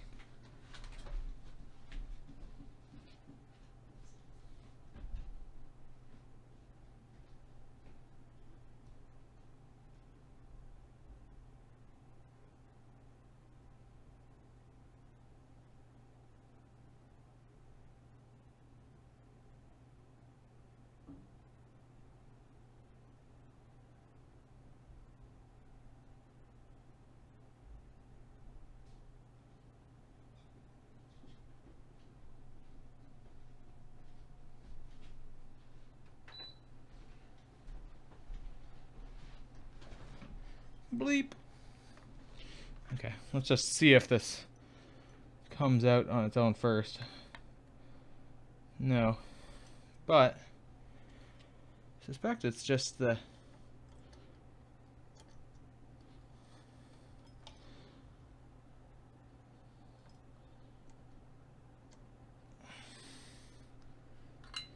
middle socket that's actually giving us grief here.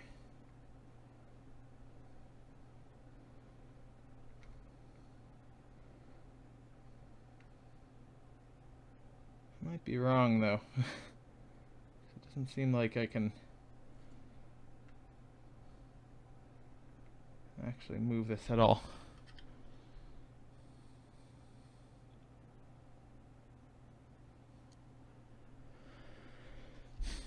Alright, so let's set that aside for right now. Do a little bit more work trying to get this desoldered.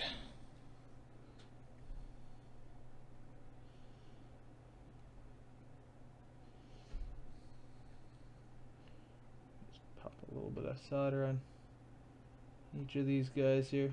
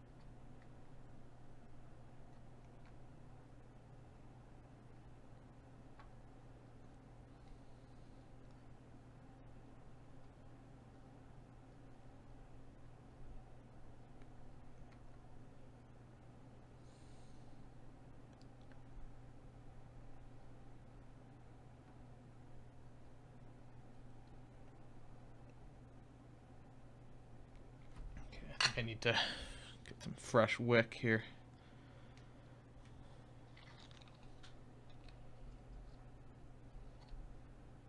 I don't know why I redid the pin all the way on the well, closest to me now, but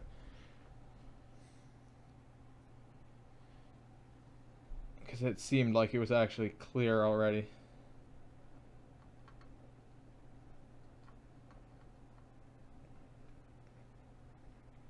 That was a bit of a mistake, but whatever. We can get it cleared out again.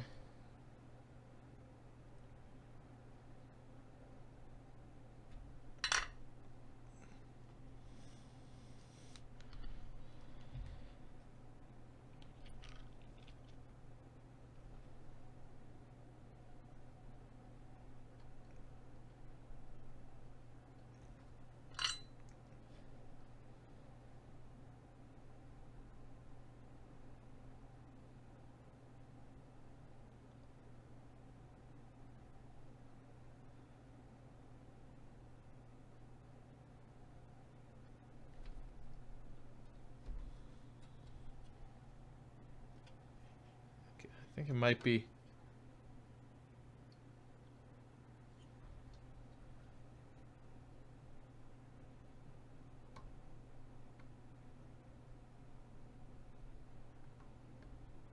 There we go. I think I got it now.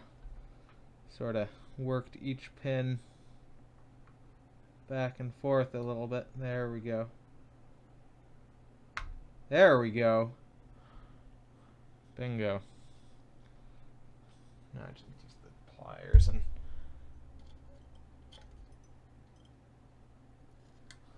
maybe a little bit of heat on some of these pins here. Got it.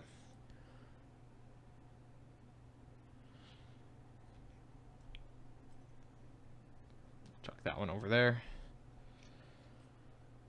We will try and clean up a little bit of the solder here if we can.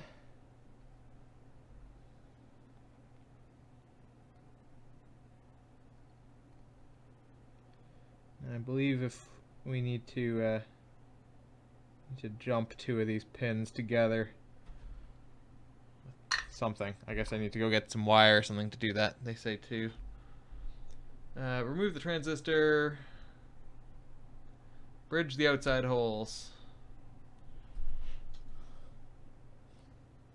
Okay, well, I can do that with some sort of wire. I will be right back. I'll find something.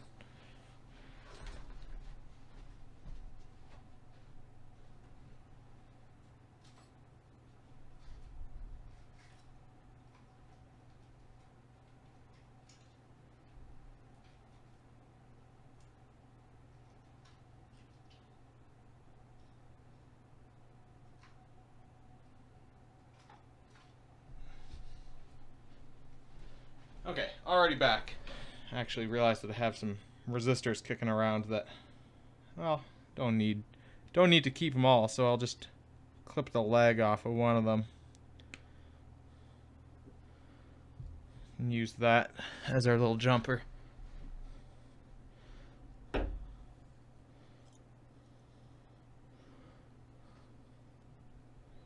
gonna, oops, make something a little bit that.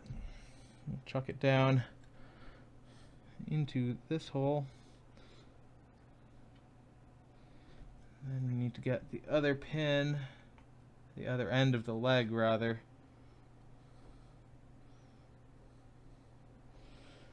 into the other hole.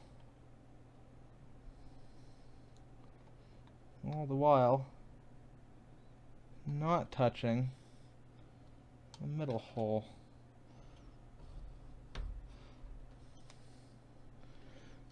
Let me just adjust this a bit more. Oh god.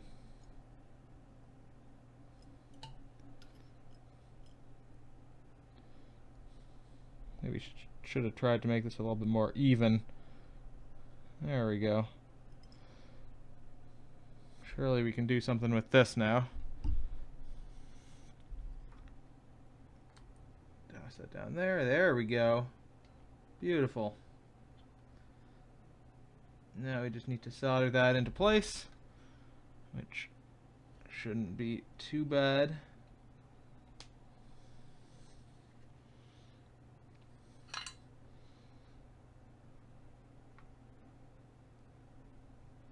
Bingo, bongo. Make sure it's not doing something stupid up top. No, that seems reasonable to me. Just trim these legs down. Fortunately, these aren't the best little trimmers that I've got in the world. They don't trim overly close to any given surface, but they do the trick. Okay, so that's that. So we did that, so we'll now be able to use the original stuff. So now, oh, alright, see you, Deceptive. We will try and get back to the CPU and PPU.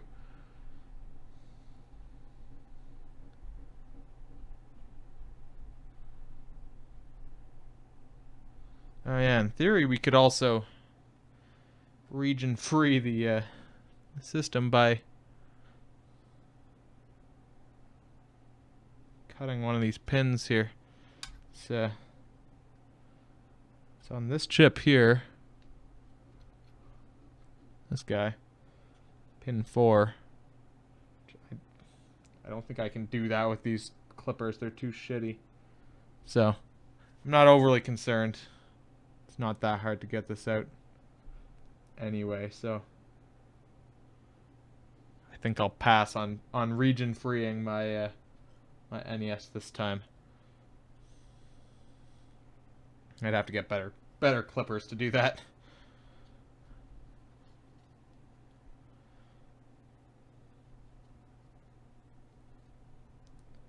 Still feel like this CPU should be entirely disconnected at this point.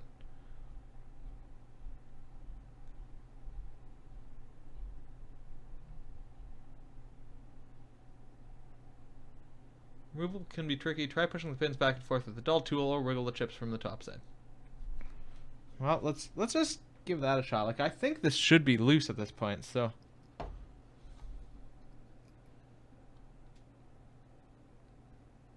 like that one's definitely loose. This one's definitely loose.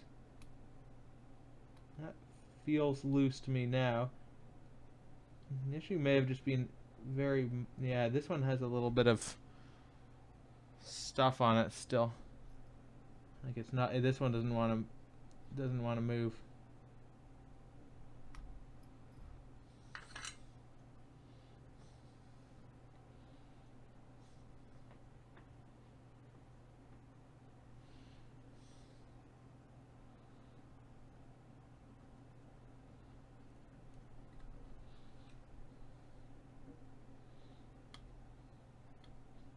There we go. So it should be free now, I think.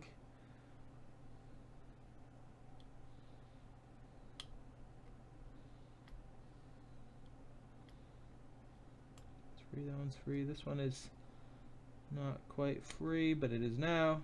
This one, likewise. That one's free. That one's free. Yeah, that might have just been our issue, is that a couple of these just have a little blob of solder holding them in place.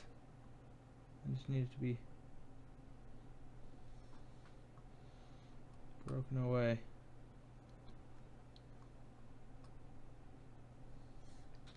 Is that everything on this side? Maybe not the. Wait, hold on. Where did I'm so confused. I don't even know where I. That guy's just totally stuck in there.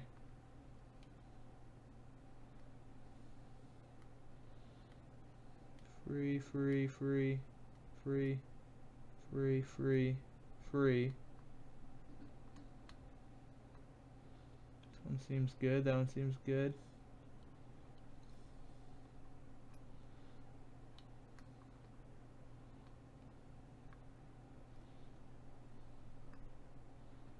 A couple of the ones along this side. Let's start from here. Free, free, free, free.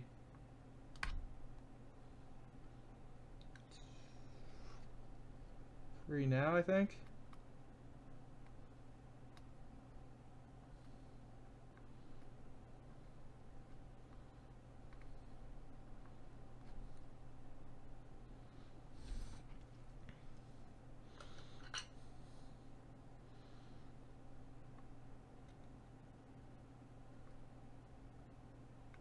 That's free.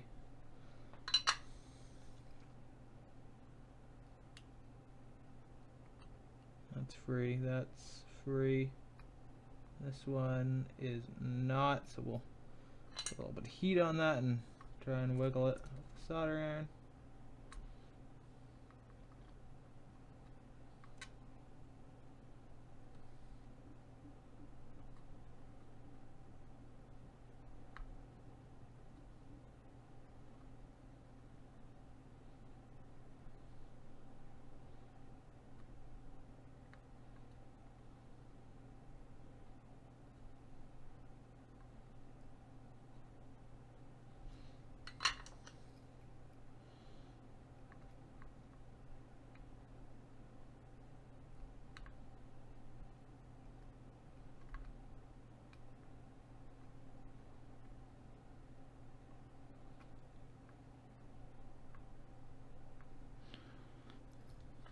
Seem mostly free, but every once in a while there's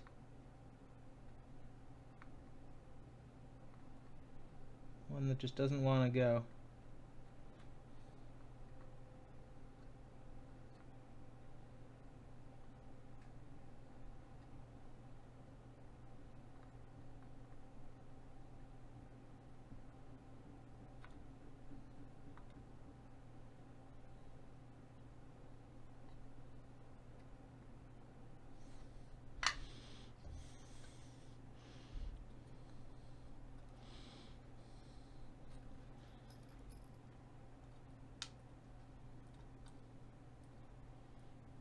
I mean, yeah, this entire side seemed free. I'm going to try and do this. I'm going to try and just apply a little bit of pressure and try and desolder that ground plane one while applying a little bit of pressure to try and pull that pin out of place. There we go. That did something.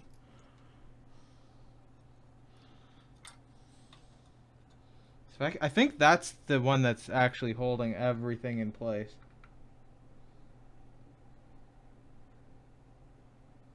This one pin right here.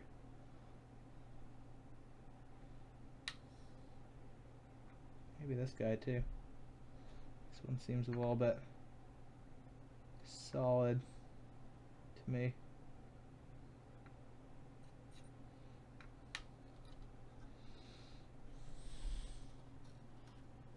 Try not to crack this chip, of course. Hey, Pokemon Schnitzel. Yeah, desoldering stuff. Like, I desoldered a couple of the small bits, like the voltage regulator, it's 3 pins. I desoldered a transistor. It was fine. It was also 3 pins. The CPU, there's, I don't know, a fuck ton of pins, approximately. And, yeah, just like one pin, and it doesn't, it won't move. And hey, Vess. Yeah, it's kind of a nasty thing. And the problem is that one of these pins is connected to a big ass ground plane, and so it was like impossible to remove any solder from. I think it's loose now, so that's good.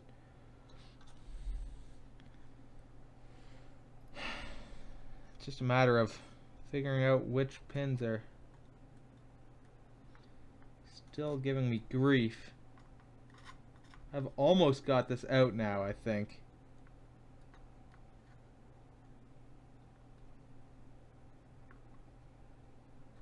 Like, everything actually seems to be clear. Like, all the pins seem free of solder at this point. So I suspect that it's maybe just a matter of needing to gently pry it up from both sides.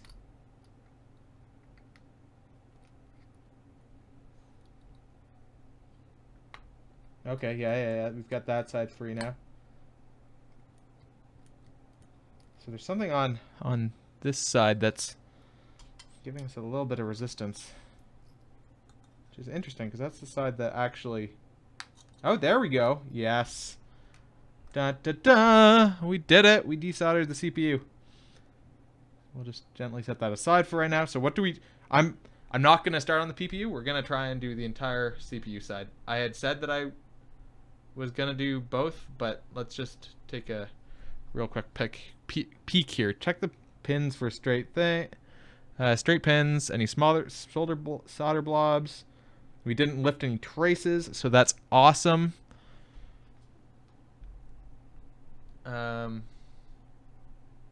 Place sockets on CPU and PPU chips. Snapped proper length if using inline type. Place CPU or PPU onto motherboard into its proper place. Okay, so basically what we do now, I'm going to do this for this guy, and we'll do the PPU probably, well, actually, I don't know. We'll do it at some point, but I suspect this is going to be a two stream thing. I'll probably continue doing this later. That's my guess. I have to go out this afternoon, but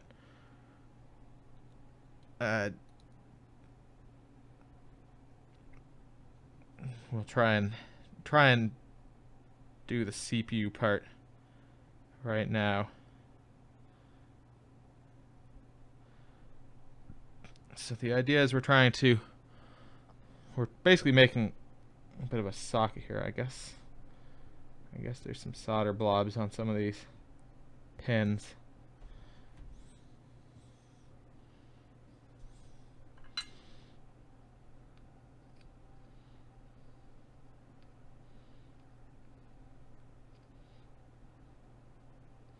So we'll just run the iron over all of them and make sure they're smooth.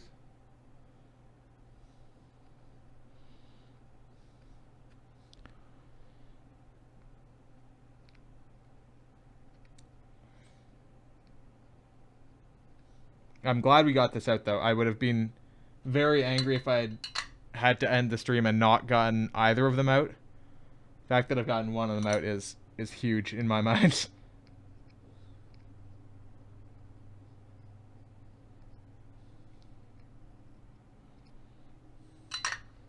You can use the needle noses to just kind of flatten this one out. I think all the pins on this side are relatively decent. Good. The silk screen on the board is actually does have the marking showing which direction this needs to go, so I won't be confused later. Okay, good. So I've got that in place, so we now need to snap this off, or maybe clip it with clippers. Or use the clippers to snap it off. There we go. And hopefully this is enough for the other side also. It is, in fact, exactly enough, so that's perfect. I'm sure that's actually intentional, but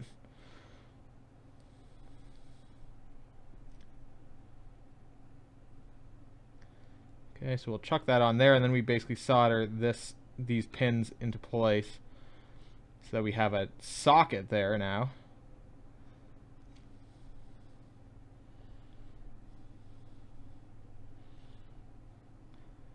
It's actually funny because in theory, like we're ultimately trying to install these interposers that will sit in between. So ultimately you could just solder this on, I would think. But I guess the idea is that doing this you can remove it afterwards. So, well, I guess I just answered your question without seeing it. You need the socket is so that you can install this interposer and remove it afterwards. I mean, I guess, yeah, I don't have to. I probably actually need it more so for height to dodge a couple of these soldered on things. But I mean, if I'm doing this, I might as well make it modular, right? In case this thing breaks, I can then replace it in the future, theoretically, or replace it with a better version, or whatever. If anything needs to happen to the CPU or PPU, I can replace them. Oh, I guess I should probably... At this point, I can kind of clear out some of these holes. Well, I just kind of fucked that up, but...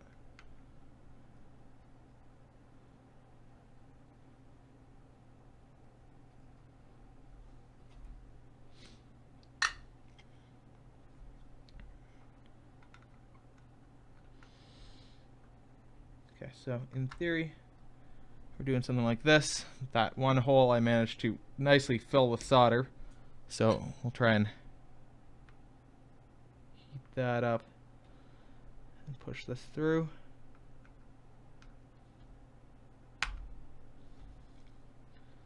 Okay, so that socket, it should now be nicely sitting in there. So I guess the other thing is, once I install these sockets, and then I should be able to test it again.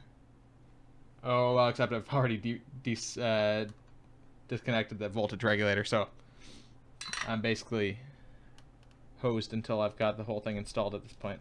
I'm going to just gently bend this little guy away, whatever it is. Hold on.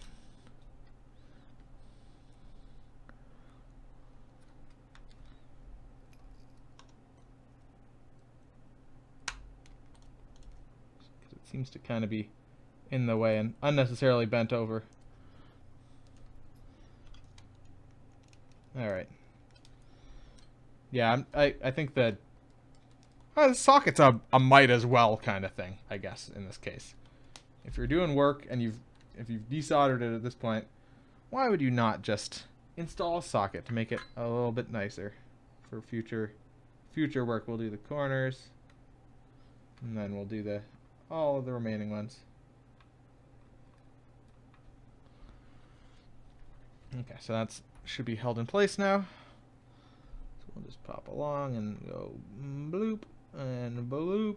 Okay, there we go. And bloop and bloop and bloop, bloop, bloop, bloop. Come on, bloop. There we go. Bloop.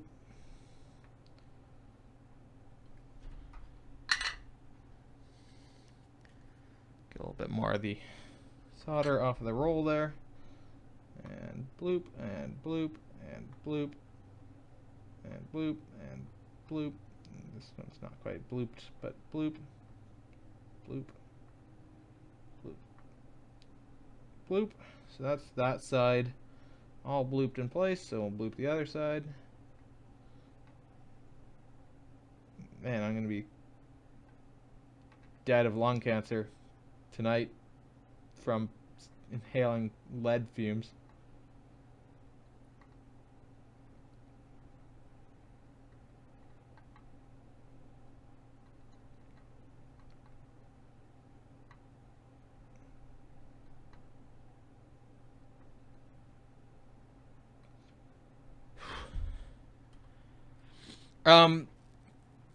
It gives you HDMI output.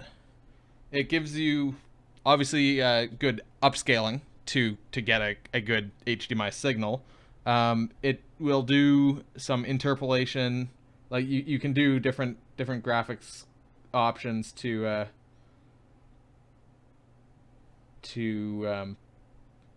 you know, make the output look different. It offers you a couple different color palettes, so you can choose between different color representations. You can stretch it to 16:9 if you wanted to, or anywhere in between. You can do overscan things. You can do all sorts of weird effects. Off the top of my head, I'm not entirely sure, but the HDMI output, the nice clear HDMI output, is the big thing in my mind. You can it also obviously does nice good, it does all of the sound chip stuff on board. So if you have any of those cartridges that need special sound chips, in theory you could use something like Power Pack, and even if it doesn't have the sound chip on board, you'll still get the sound effects through this. So you get good audio out of it as well. Okay, so that's that socket in place. It's mostly for the picture and audio quality in my mind. I'm sure there's some other stuff as well, but that's the big thing that I was going for. If you look it up, if you look up the kit, there's a lot of information about it out there. Retro RGB did a big article about it.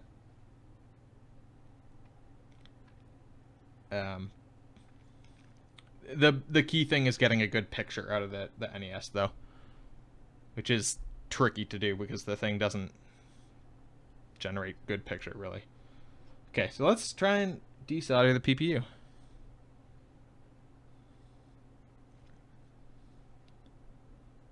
Don't want to. It's a nightmare doing the CPU. Okay, we're looking at this line of guys here and this one here.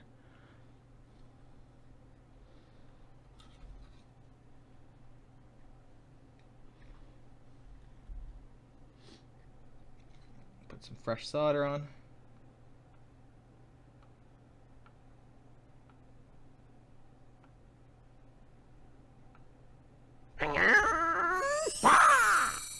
Thank you for the follow. I'm assuming that was Pokemon Schnitzel. I apparently didn't have Twitch alerts showing.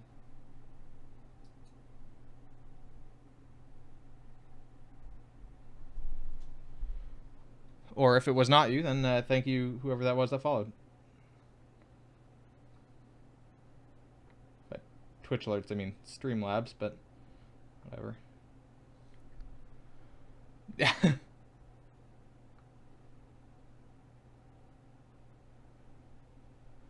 That was a follow alert.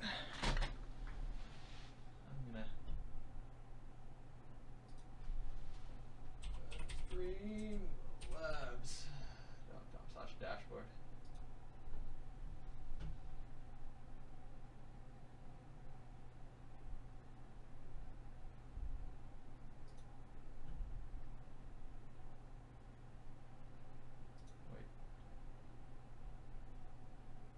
Oh, yes. Yes, it was you. Oh, that was Tingle from Legend of Zelda.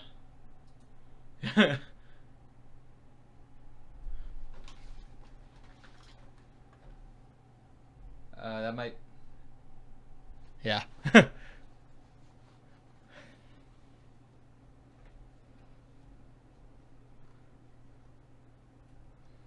let's keep going here.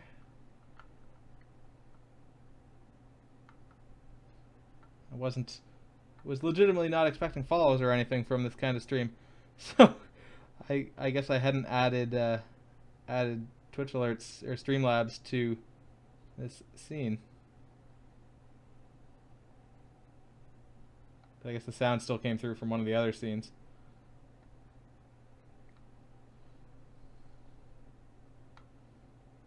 But thank you for the follow. Yeah. I don't exactly do this kind of stream all the time, but I do sometimes.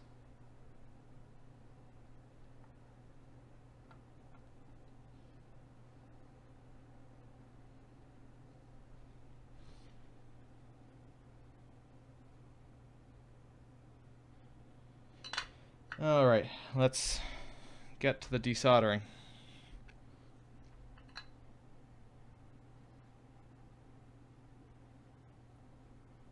So my sponge on my solder thing is getting dry.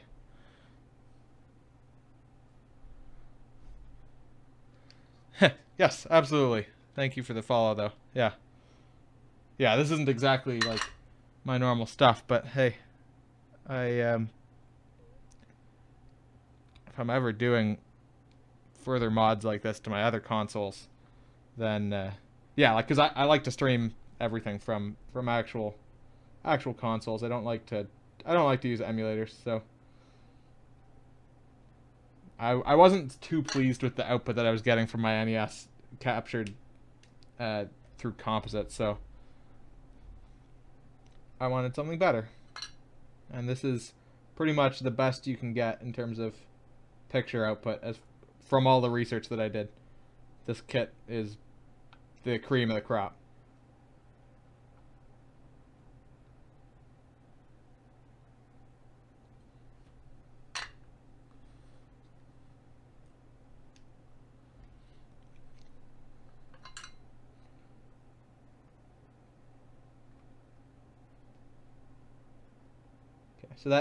So what I found is that, as I've said repeatedly, I'm no expert at desoldering things, but the hint they gave of wiggling all the pins, that certainly did the trick. That was what really got the other bit finished.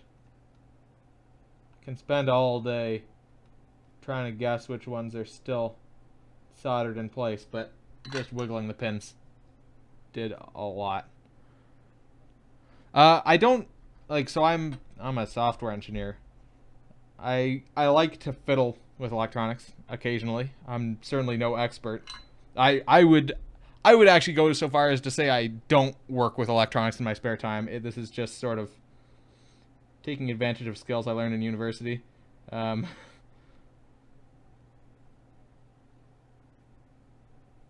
sometimes have the confidence to take on tasks that I'm incapable of, or that are beyond what I should be able to do, beyond what I feel comfortable with doing, which is what I would say is the case here. This is a little bit beyond my comfort zone, but I felt like I could probably do it. I talked with people at work, and did a lot of reading. Seemed like I might have issues, but if I had issues, I have people that I know who are much more capable than I am at this kind of stuff from work and school and stuff. So worst case, I go groveling to one of them, and I'd be able to get it done.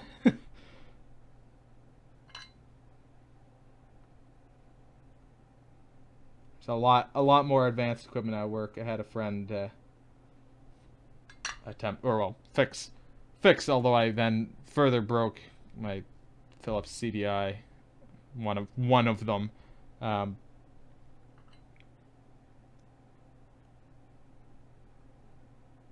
Late last year, I guess. Yeah, the equipment we have at work is a lot better than what I have here, but still quite possible to do all this work on an NES, something of this age. This is well within the means of at-home work. You're studying computer science.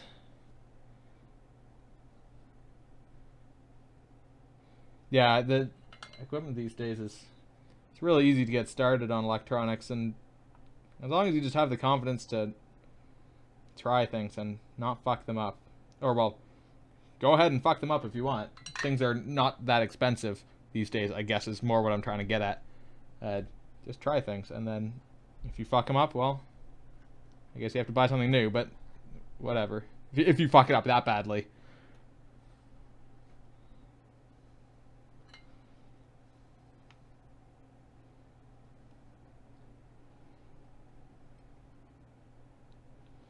Yeah, I've been skeptical of the Raspberry Pi since school. Like, the first one came out when I was in university.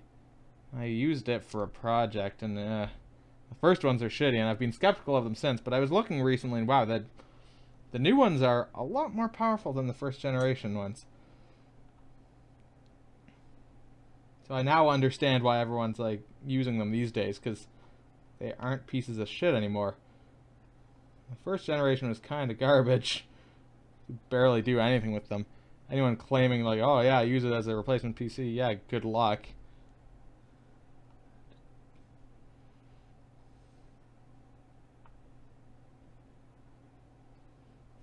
But I actually understand why that's possible now.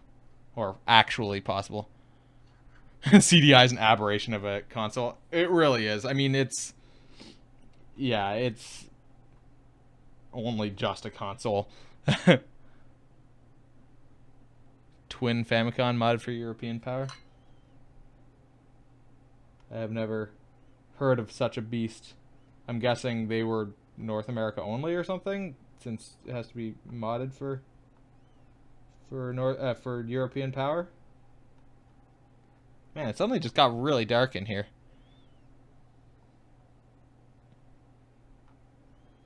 Either that or I breathed in too much lead in that last desoldering.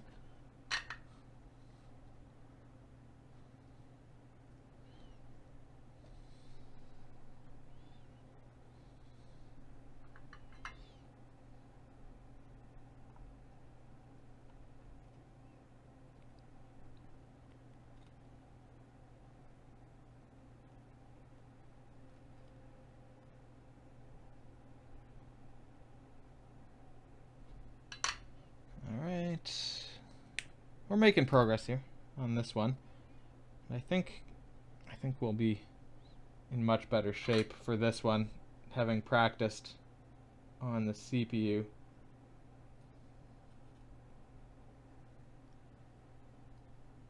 Yeah, I mean, I've got a fan that should be kind of blowing stuff away from me, but I mean, there's only so much that I can do.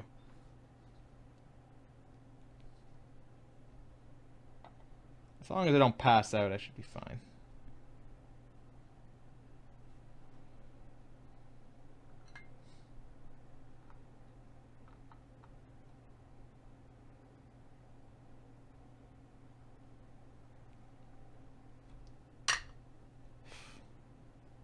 I try to hold my breath while the smoke is going, so that's my good thing. But I do have airflow in here. I'll open the windows up as well. It's kind of loud outside. There's lawn mowing and stuff happening, so.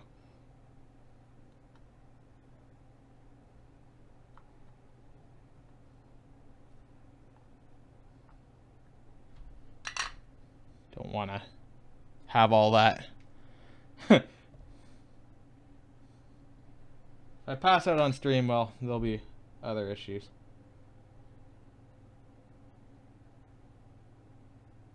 Kibble'd probably be best bet. Just repeatedly tweet at Kibble.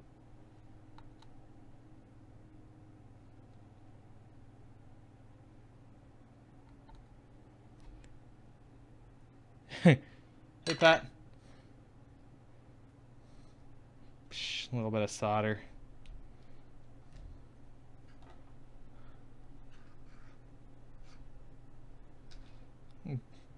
Chewing through this solder wick.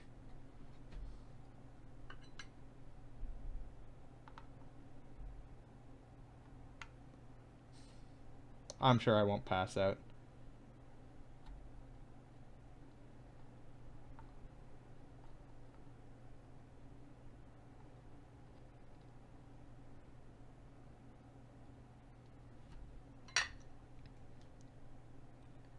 It would have to be really high concentration of this smoke for a really long time. If I pass out, it's more likely it's from not eating than from the fumes.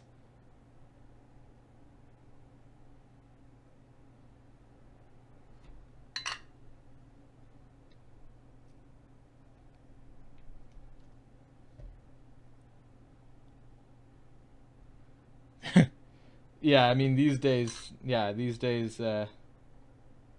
mean you basically can't use leaded solder anymore in anything commercial. I don't even know. I don't know if I assume you can still buy leaded solder. And I guess I bought this solder after ROHS came into effect. So I mean, I'm sure you can still buy leaded solder. But I mean, this would be lead solder, all the solder that's in the NES.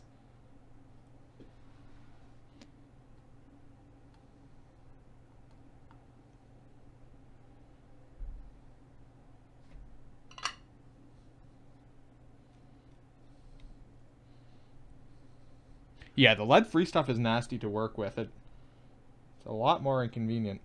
I have lead-free stuff, but yeah, you need a...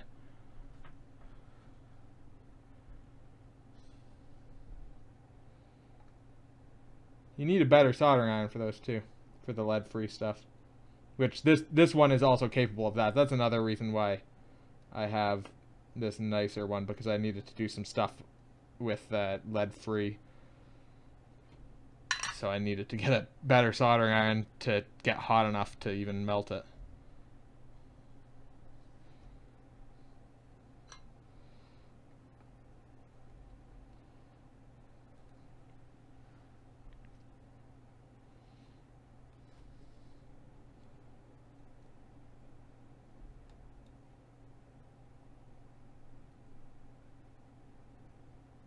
Coax a little bit more of that up the wick.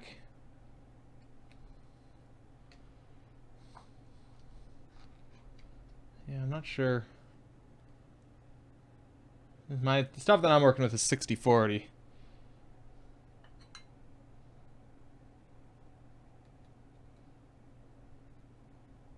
But it's not that new. I know that for a fact.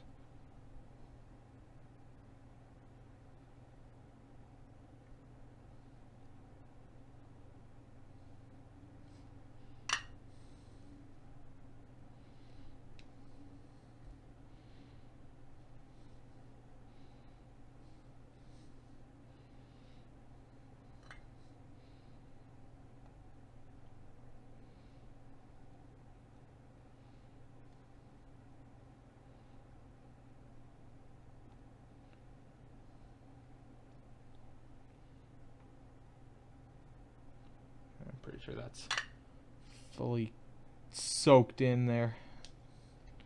Can't get any more out of that.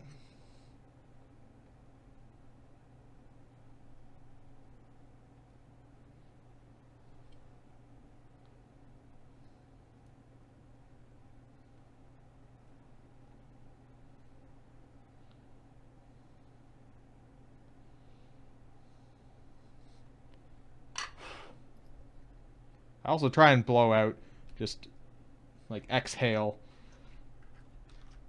after I've been holding my breath, just to keep his fumes away.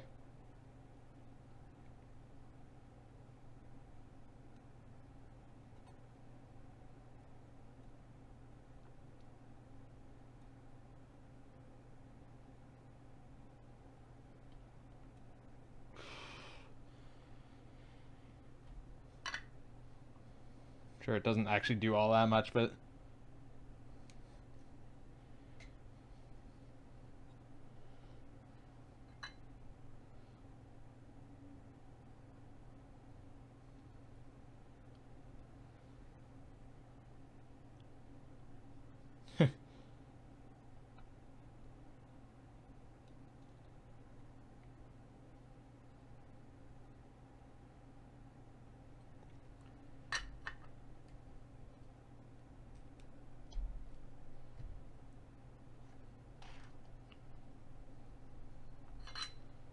try and get most of this off here, but I can tell that a lot of these holes still have a pretty good amount of lead in them. By lead, I mean solder. I don't know why I said lead there.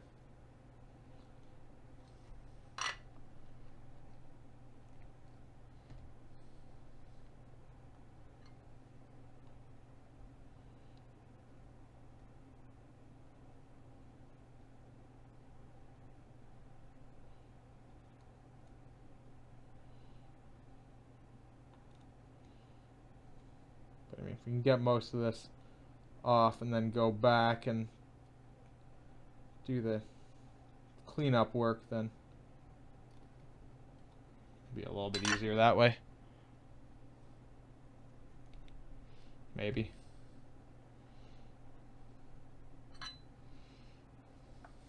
Move this over here into the light a little bit better.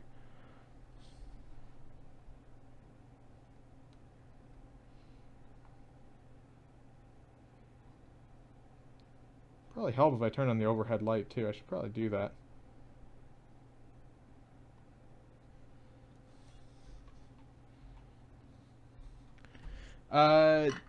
Hey, Fight of a Man. There are instructions for this kit. They're on game-tech.us. But to be honest, the step that I'm following right now is desolder CPU and PPU. So it's not exactly super instructive. They assume you know how to do that. There's a certain level of assumption with this kit that they assume you know some level of electronics, or have a certain level of electronics skill.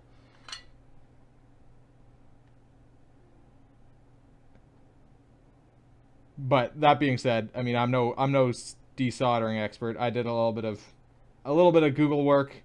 I mean, I knew about solder wick and I knew about desoldering pumps, and I'd done a little bit of desoldering with a solder pump, solder sucker in school, but a little bit of Google, and yeah, it's not so bad. And this is all through pin stuff, so it's nothing. This is dead simple. It's frustrating, slow and frustrating, but it's not complicated. It's just you got to be patient, and yeah, the instruction honestly made me laugh, because it's just like, step 1, prep socket for desoldering. Step 2, desolder.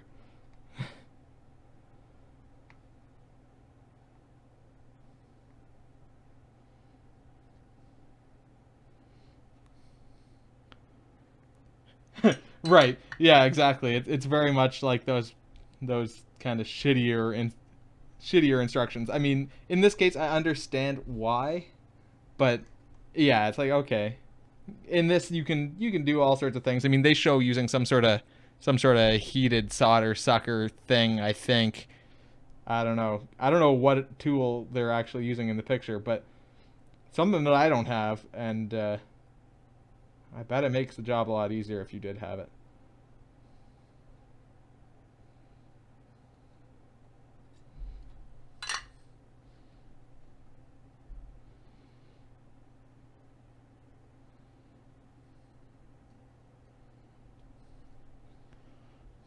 Good tip with those wicks is to add some flux. Huh. Well, I do not have.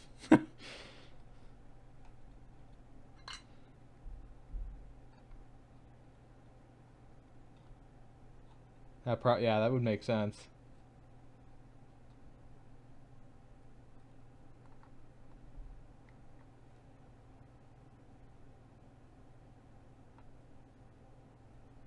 It would certainly help it wick farther or more easily. Yeah, it's some sort of big thing, probably a desoldering gun. I assume, yeah. I'm sure it would be. I'm sure I'd be already done this entire thing at this point. Probably if I went into work, I could just snag one, but I don't know where like anything is in the labs, and really I probably shouldn't be taking things.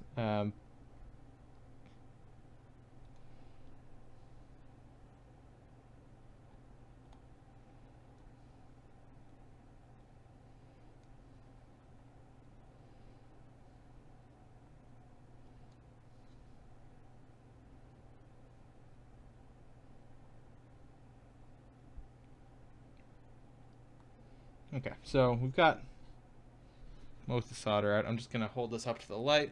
Ooh, there's a lot of holes that are totally clean right now. Okay, actually, a lot of the ones on this upper edge are totally clear through.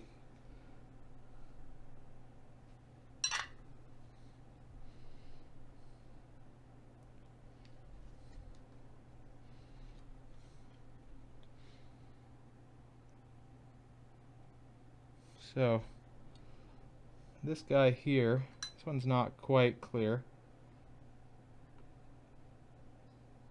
Put a little bit of heat on there, and yeah, looks like we got a bit out. Yeah, it looks good. And this guy has some solder in there. Trying to clear that out. The ones along over here.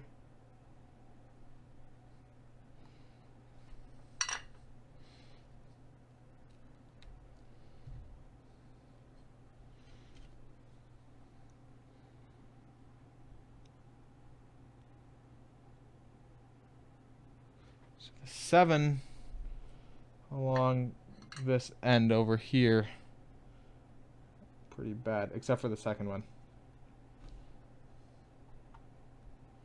The second one along is not an issue at all. Maybe I should just... Oh no, we'll give it another shot with the wick, because I'm sure there is still plenty of solder to be sucked out at this point.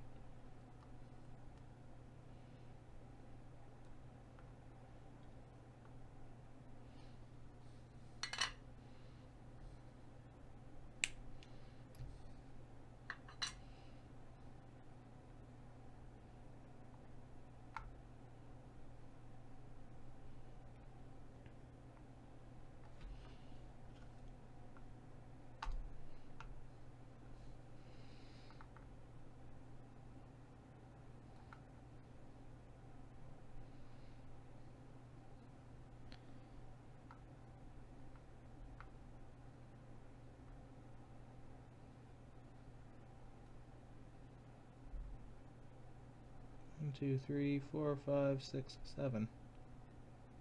I feel like we didn't get much solder out of that group, so let's take another peek. Okay, so 3. Well, I guess it's actually, well, no, you can see it from this side actually. So we'll go at it from this side. Oh, and that's why they're all on a pretty big plane here. Maybe I don't know actually. But they're all sharing a pretty big surface area. So that's probably why it didn't want to move too much.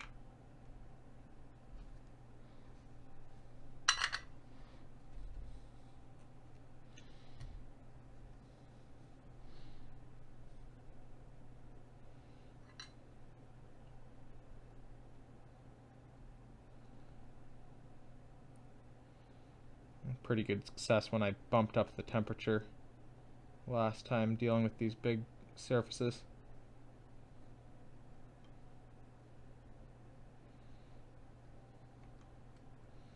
But we'll see if we can just get most of the material off here, and then we'll take some more extreme measures.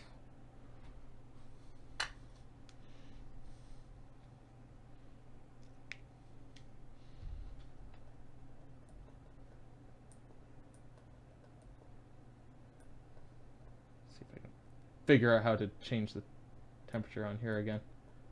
Okay, there we go. Hey, CX.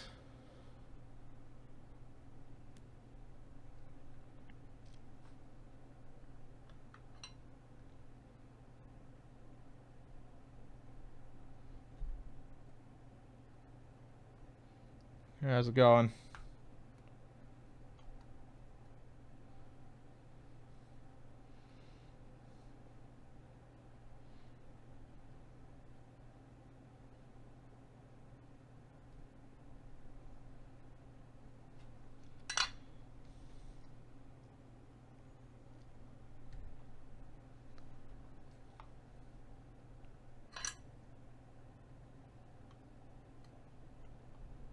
Pins a little bit.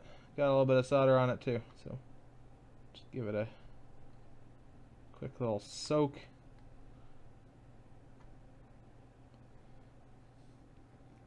This one again. Yeah, there's one more kind of along the way here that looks a little bit connected still, so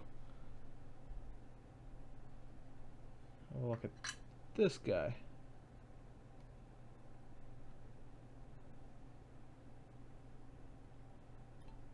Yeah, that cleared that out. That's good. Just before we continue on those 4 over there, let's take a peek at the other side of this chip. I see one, well, there's a couple along this side actually that are pretty solidly connected still.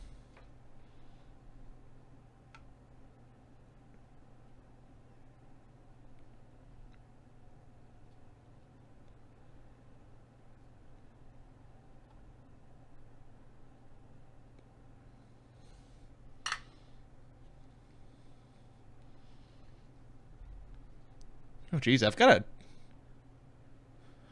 quite a number of people actually watching, it looks like. That's interesting. Hello, Nanad there. Ow, this is getting hot now.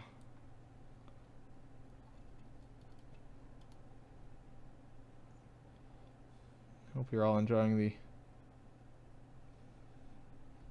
very good work that I'm putting in here.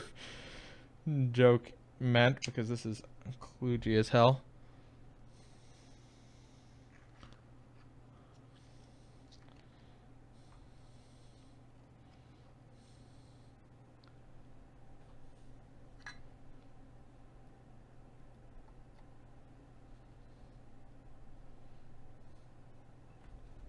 Or feels like I'm doing a shitty job. I mean, I guess I'm doing this successfully. Like it is slowly desoldering, but I'm not very good at it. Nor do I really have the the best tools for the job.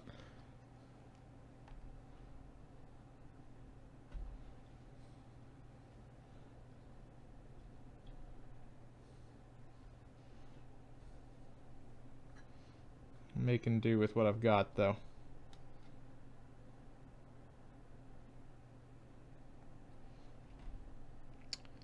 There's a bunch in there that still have tons of solder on them.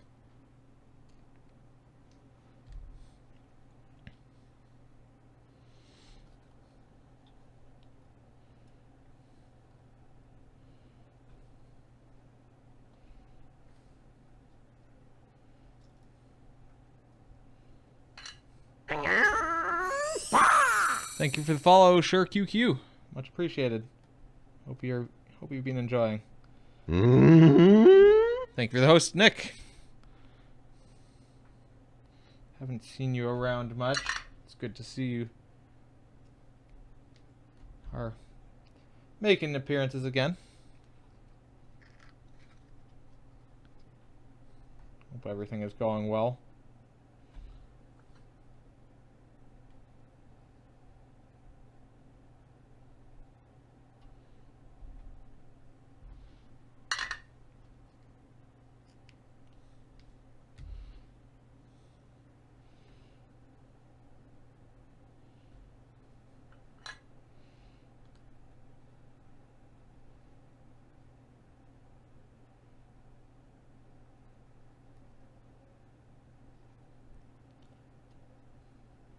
I think those are pretty well disconnected now. Yeah, there's only a few that are still like obviously connected. Go so far as to say I'm probably at the point where I should just start wiggling pins until they're loose.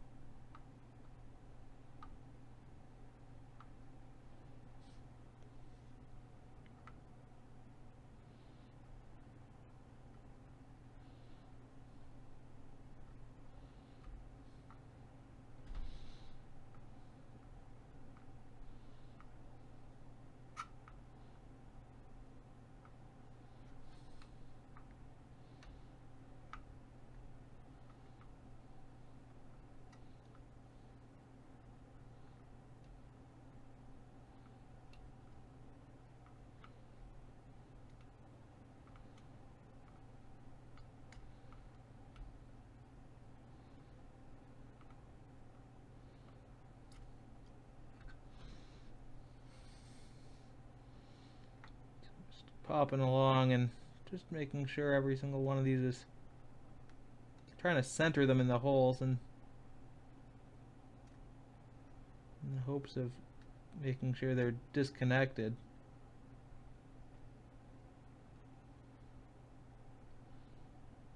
Ones that move freely are the most confidence inspiring, confidence boosting perhaps. Ones that take a bit, obviously still connected with a little bit of solder.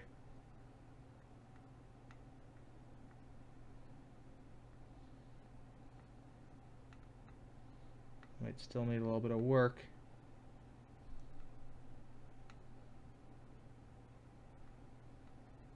Yeah, there's a few along this side that are not so hot in terms of disconnection. Let's just give this a real quick pry with the screwdriver, though.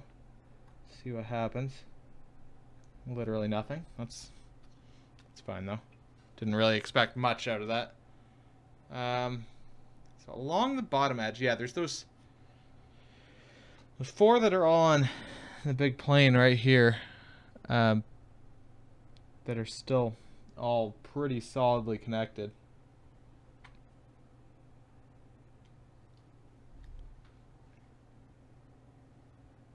I really want to get a lot more of that solder out.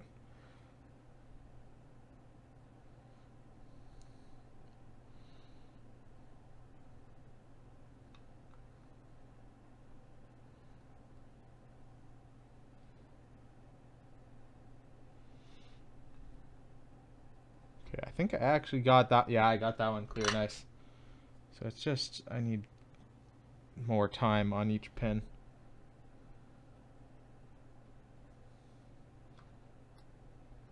Compared to all the other ones. These ones have more metal overall to heat.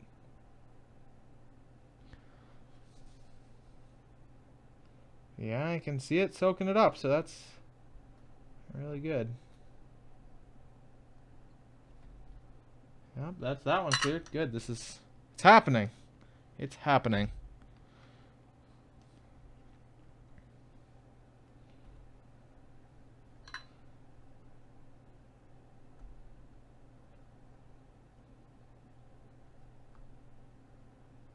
Gotta wait until there's a little puff of smoke when all the solder starts melting, basically.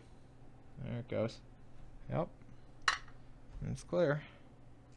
Hopefully I'm not just like cooking the PPU. But I don't think I am. Pretty sure that's just the solder going up.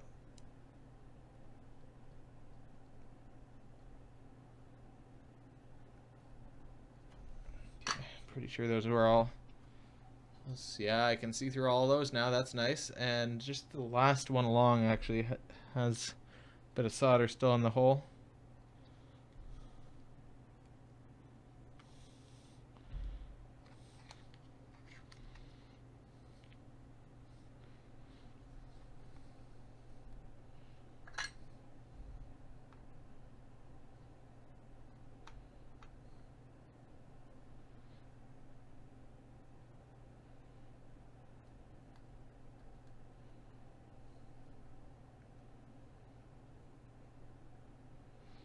I am curious. It's interesting. We got a lot of viewers here. I don't know if that's just because I'm streaming in IRL or if it's because I'm in the electronics community. I'm not sure. I'm curious. Where are you guys coming from? How did you find me? Just browsing the IRL directory? Did someone retweet me? Okay, yeah, all those bottom pins are nice and relatively clear. They might still be slightly stuck to the edges, but yeah, they're all pretty good. I'll go along the top edge again. Third one along from the right here. Now the left, but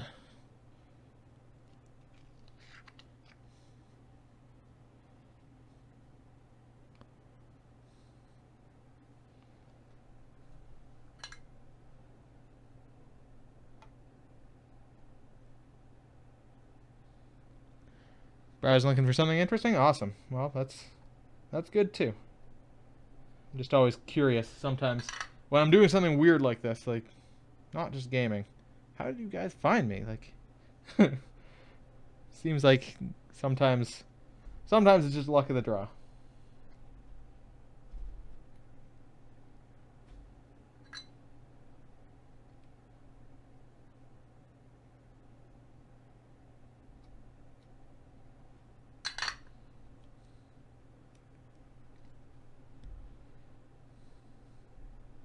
I mean, I normally will get a pretty okay number of viewers streaming games, but it's always neat when it's like, oh, people want to watch me poorly desolder a CPU and a PPU from a NES.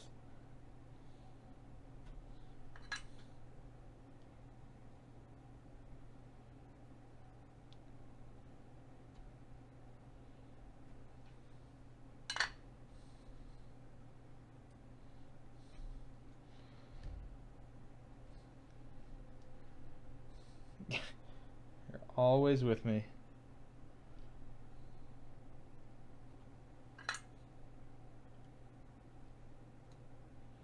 Yeah, I mean, I got some of my regulars in here. I mean, I understand why you guys are here. You guys are pretty cool. Oh shit, I'm almost out of solder wick. So it's a good thing that there isn't much more desoldering to do here.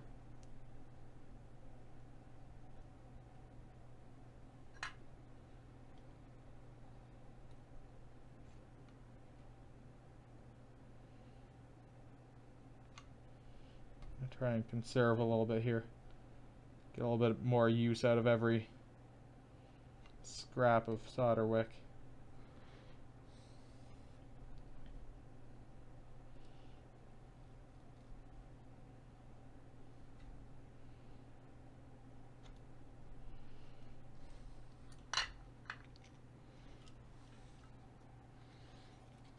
Peek. Oh yeah, that's good. There's 3 pins that are a little bit questionable, but I can actually see them from this side, and I can probably get them cleared up from this side too.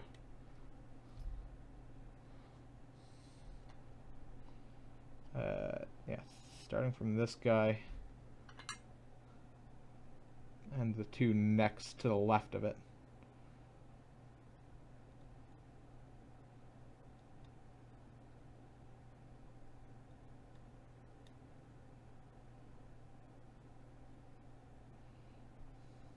But more so this one. 2 along.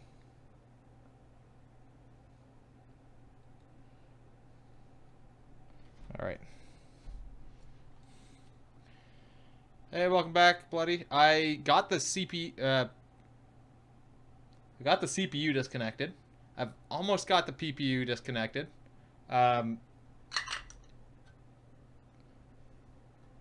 I disconnected the voltage regulator, I removed a transistor.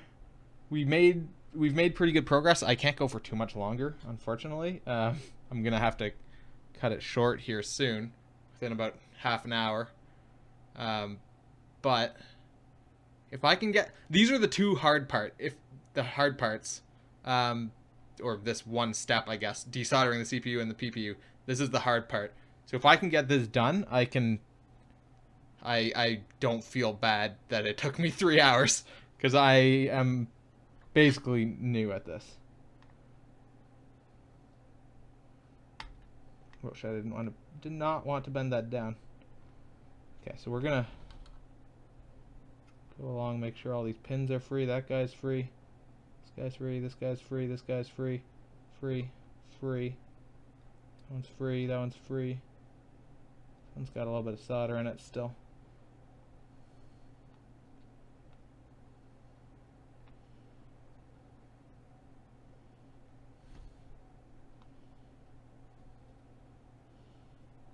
Squish it all to that side.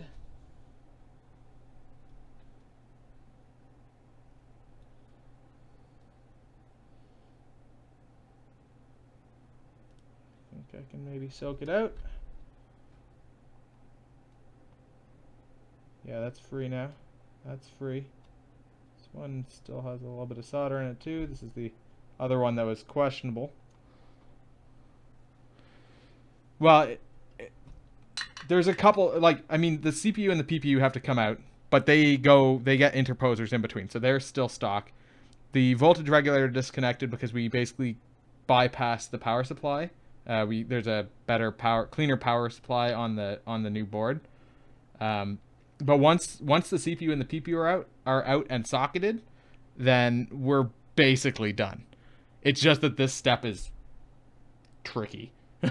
Unsurprisingly, disconnecting the CPU and essentially the GPU, entirely desoldering them, it's kind of a tricky step.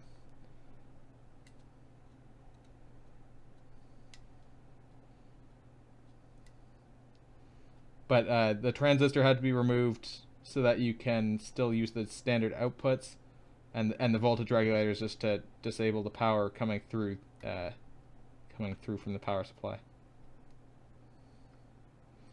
Ultimately, it's not actually all that many changes. It's just there's a couple of steps that it seems big. It's not actually that big a mod.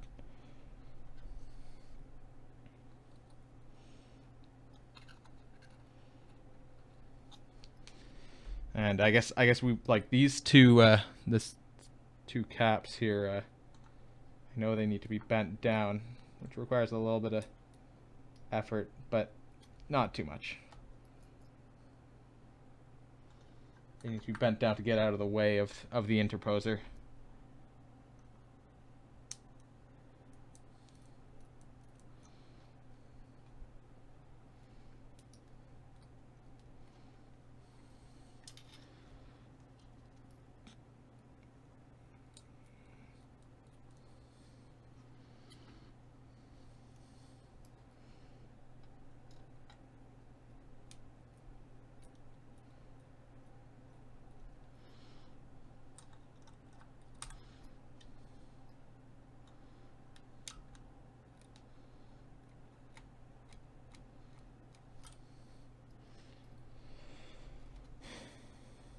Yeah, oh shit, did not mean to bend that. Once we have these, once the PPU is off, it shouldn't take long to finish this up. I mean, I'll still need to cut a hole in the case for the HDMI port. That's probably the next biggest job, because actually there's a template that I need to print out. I was trying to print it out earlier and I could not get it printed out to scale. So I'll need to fuck around with that a little bit so that I can know where to cut out the hole.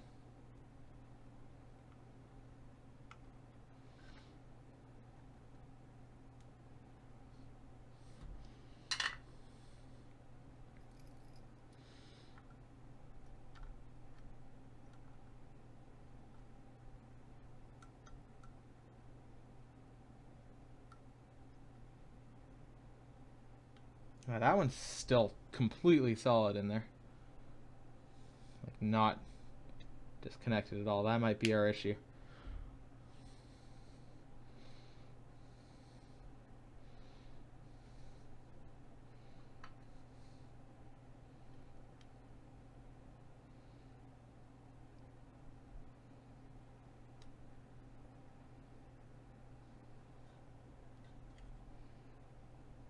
Seems better.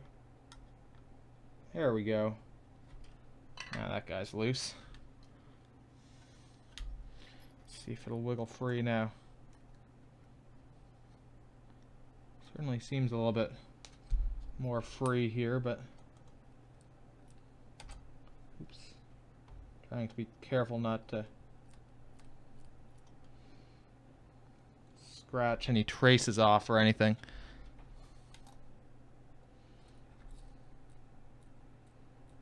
Trying to see where it's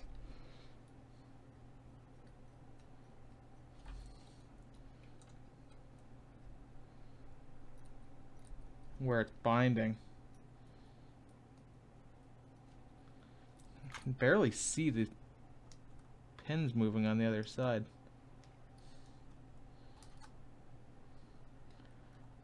Which is kind of annoying.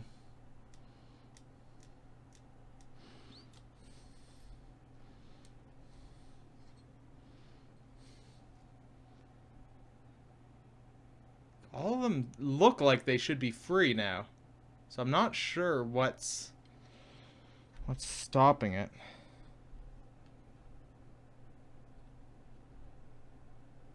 Just gently bend those a little bit away. Might be this guy.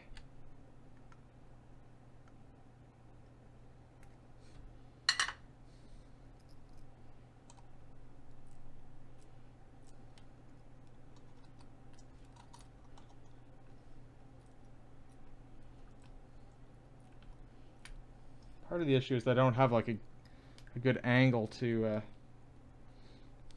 get this screwdriver in to give it a good pry, but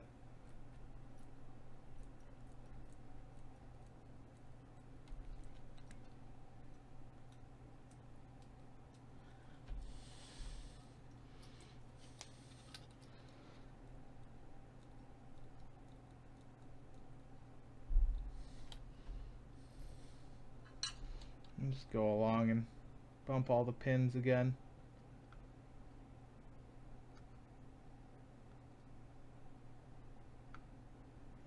That one was a little bit connected still, so is this one. This one's still got solder in there.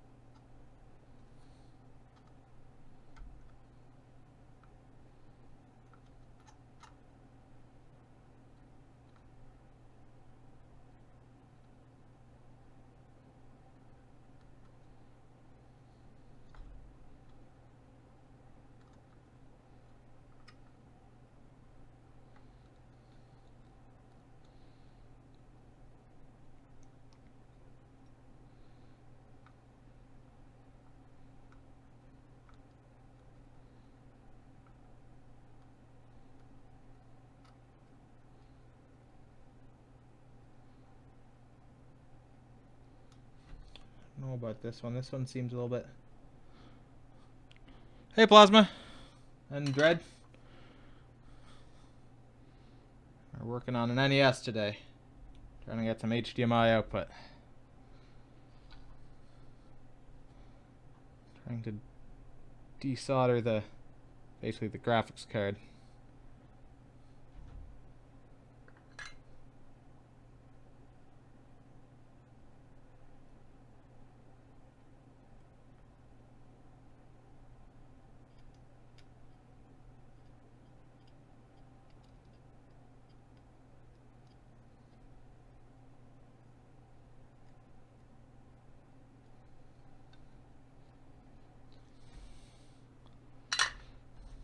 Another shot. I think that might have done it.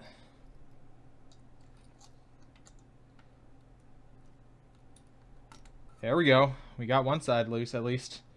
If one side's loose, then the other can't be far. Alright, who's not moving on this side? This guy's not moving. This is our culprit right here.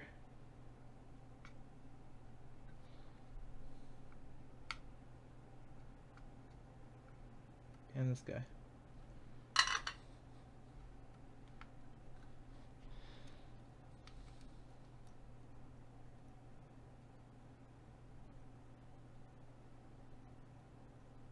And this guy, he seems to move, so I'm not sure why it's... There we go. Ta-da! Just lurking? Awesome. Lurk away. I will not stop you from lurking.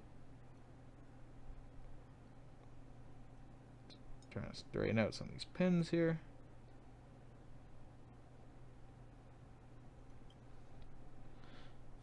Yeah, I realize that this is admittedly not the most scintillating of streams.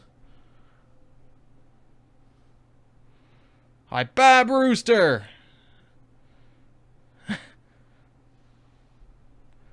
I guess Bab Rooster might be lurking. Bab Rooster may have just been called out.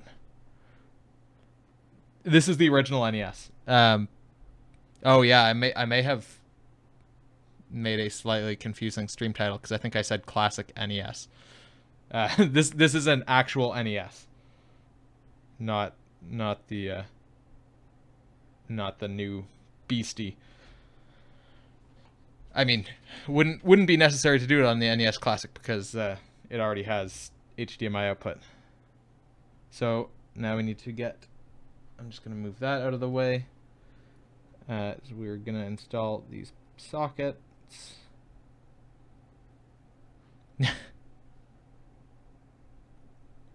don't know. I think the whole friend system on Twitch is dumb. I don't want people to be able to... I don't want people to see what I'm watching. Oh, right, I forgot. I need to smooth off any solder bumps.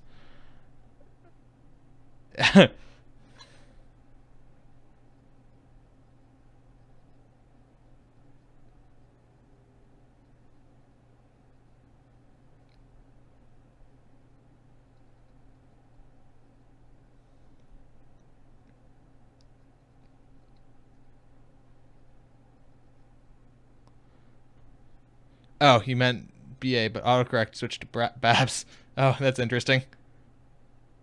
Yeah, apparently it is a scintillating stream. I guess a lot of people are interested. If only, well, I mean, I guess it's a interesting concept if you're not aware of it. Getting HDMI output from an actual NES. And maybe there's people who have heard about this kit and were like, oh, here's someone who's decided to put themselves through living hell agony to actually install it. But actually, I mean, we've just done what I would call the hardest part. What I assumed was the hardest part, at least. What I assume is the hardest part. We'll find out if there is anything harder, but this is the part that I assumed would be the worst, and so far it was pretty bad, but we did get it done, so can't have been... I'm hoping that everything is uphill from here. Or, sorry, downhill. No. No. Uphill is harder, but downhill is bad. Interesting. Never thought about that. Hopefully everything goes smoothly from here. Let's just leave it at that.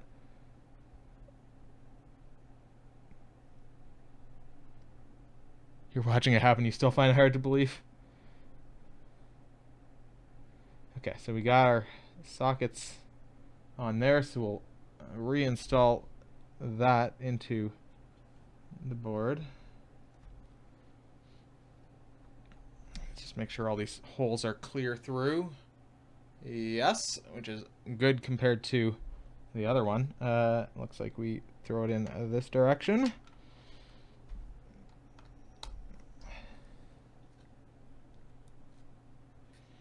So now we have the CPU and the PPU socketed. Where's my solder? Here it is. If this works, you're going to accuse me of witchcraft? I mean, I hope it works. If it doesn't work, I'm going to accuse myself of being the biggest idiot in the world. But no, this is supposed to be a really high quality kit, so I'm looking forward to seeing the outcome. It should look pretty good. Only took you as long as it took to water the flowers on the graves, water flowers in the garden, doing pull-ups, making dinner, eating dinner while watching an episode of Elementary, and having a dump. I mean, if I had better equipment, this would have taken far less time. Oops, that's definitely not supposed to be right there. Let's get that out of here. But I mean, whatever. I'm having fun doing this, sort of. It's interesting practice for skills that I should certainly be keeping brushed up on. So even if it takes a while, and it wasn't exactly a cheap kit either, so there's also that. But I don't know. It's certainly entertaining to me, and it seems like it's entertaining other people as well. So that's worth something too.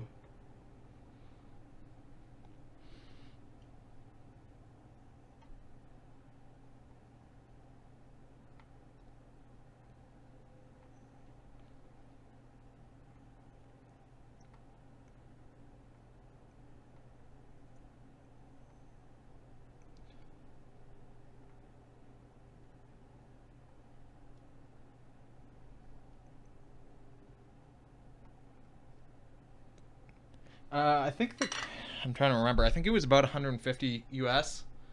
And I had to wait for it because they were just getting the kits in stock when I pre-ordered it, but they have a bunch in stock now. But I had to wait because I actually pre-ordered it technically, or pre-ordered from the next batch.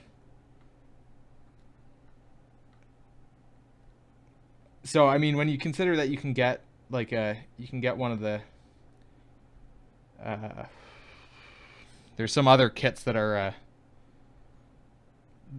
legit hardware as well that aren't too much more expensive pre-assembled, but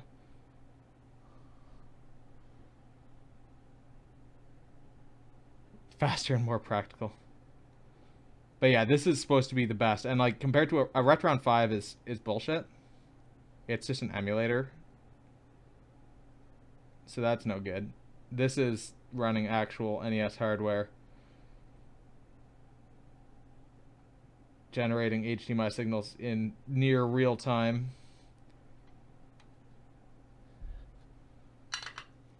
There's things like the Retro AVS. Oh, the Retro AVS is the one I was thinking of. My friend got that, and it's like $50 more than this kit. So I mean, if you just want the output, then that's really the better option. Or there's a few other ones. There's another system that's original NES hardware hacked up with this kit installed in a new case and stuff, but it's much more than this. Okay, so that's the socket installed. There's a whole bunch of different options ultimately if you want an HD signal out of an NES, but this one's interesting. I like kind of doing it myself. So Right, so those are socketed now. I should probably stop. Let's just take a quick... I'm just going to scoot over this away. Bring the mic with me. Oops.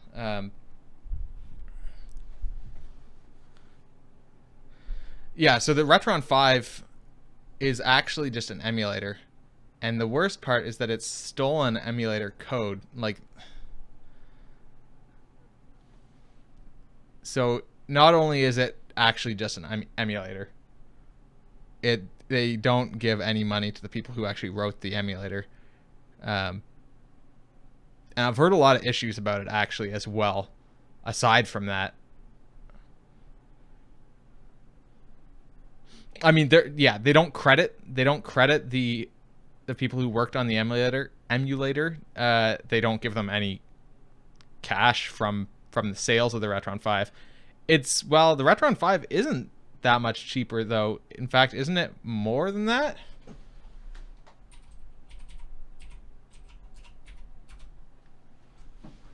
But I mean, ultimately, it's a question of what you're going for in terms of...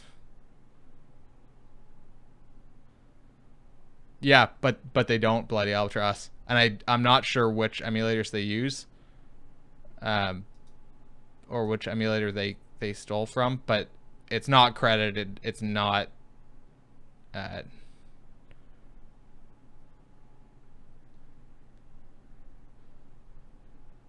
Yeah, like even a Retron 5 is $159, so it's still more expensive. Or around the same cost. But yeah, no emulators. I'm going like as legit as you can. This is as legit as it gets.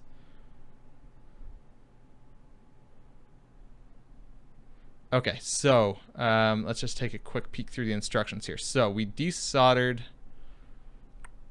Okay, we desoldered CPU and PPU, check the things for stray pins, place sockets on the CPU and PPU, snip to proper length, place them into place, solder them on. You can also now region free, but I don't have a good pair of snippers, so can't really do that right now. Retest your console to make sure it's still working. Well, I've already disconnected the voltage regulator. Yeah, that's all. Well, yeah, that's also an interesting point. Technically, an emulator isn't illegal. It's especially not illegal if it's playing cartridges. It's the taking of... Oh yeah, absolutely. Yeah, the Retron 5 is just... The Retron 5 just has a bad rap in the community. The Retro AVS is better. It's not fucking anyone over. Let's put it that way. And it's about $50 more than this kit. Desolder the voltage regulator, done. We did that. Remove CPU and PPU from the socket. So then we're installing the interposers, but that also requires bending down those things there. We already moved the transistor. So basically the subsequent steps after this are just to get the interposers in place, the ribbon cables run, and the hole for the HDMI thing. We're basically done. And then reassemble. So I think I'm gonna try to... The other thing is getting these back out of the sockets might be a little bit tricky. I don't have a chip remover, which I had meant to order a while ago and then forgot. Yeah, technically it's okay to emulate the hardware. Let's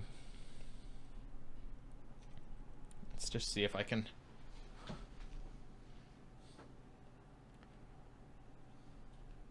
just do this.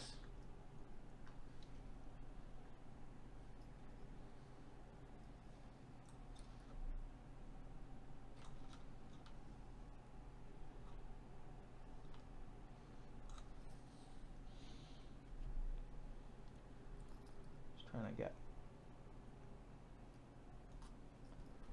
equal lift on both sides so I don't...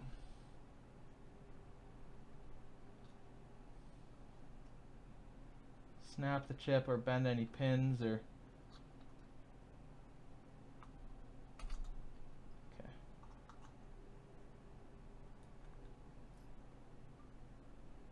That's the CPU out.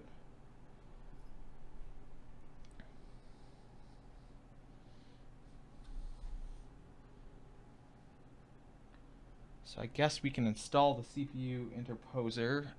Well, I guess the question is, do we want to do that right now? Is that what we need to do?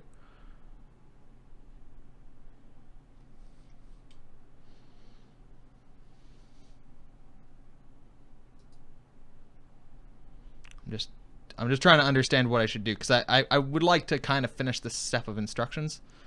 But I'm just wanting to know if I should be installing these ribbon cables before I install the interposer or what. Pull ribbon cable locks for all.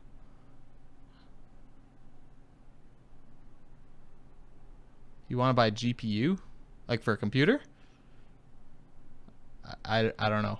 A 1080 or something? There's lots of things that... yeah, their budget, among many other things, budget is a very important thing.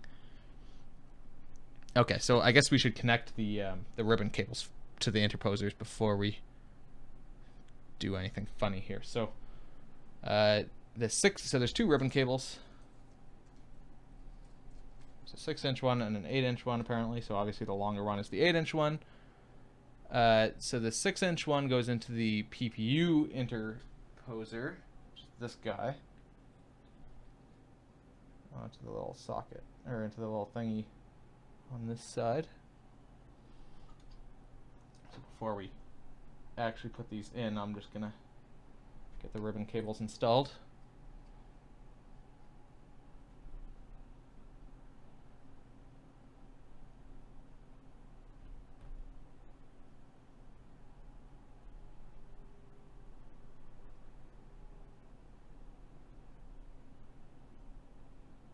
Okay.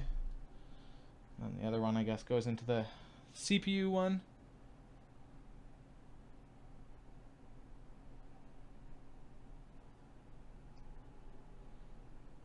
So we'll chuck that in.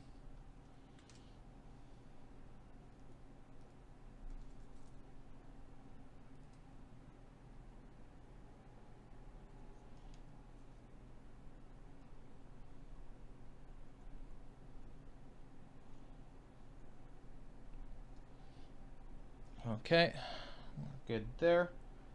So, I guess I can shut off the soldering iron at this point. Get these out of the way. Bring this back over. This was the CPU, so this is the CPU interposer. So we'll chuck that on. I'm assuming that it goes on in the...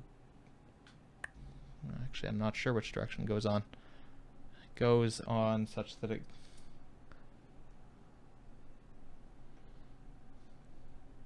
Oh, nice. They do actually say which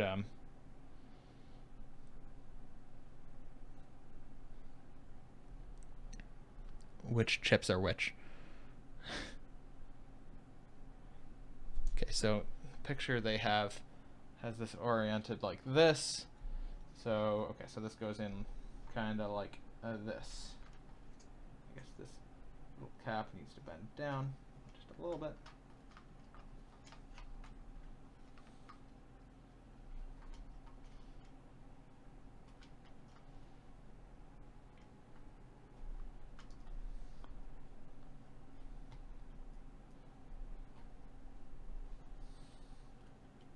Well, actually, before I get that on, let's get the other...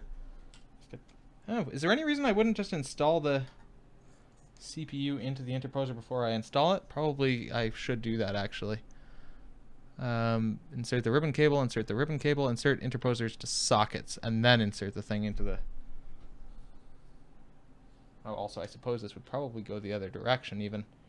Okay, well, let's try and get the other chip off. What am I trying to do? Why am I looking at this? What am I trying to do?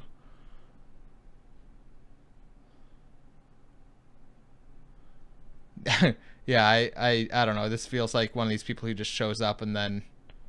Oh, that's right. I was trying to I wanted to get these caps appropriately adjusted. It seems like one of these people who just shows up and it's like, oh, are you going to help me right away? No, okay, I'm gone. Or expected me to just immediately give an answer or something. I don't know. I mean, that's not.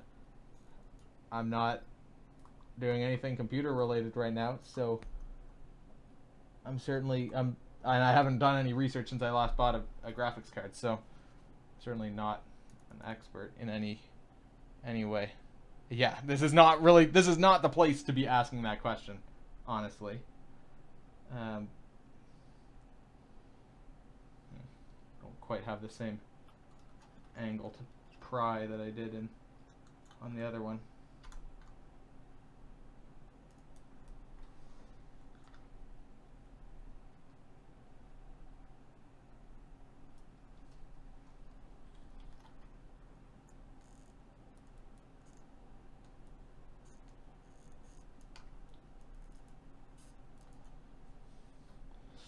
I don't have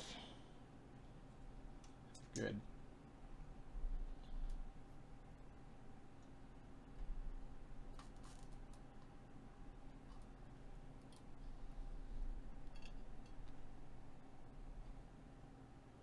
Right. Yeah, why I don't know. There's people who just don't understand that oh, you're working on an NES? That means you know about computer, right?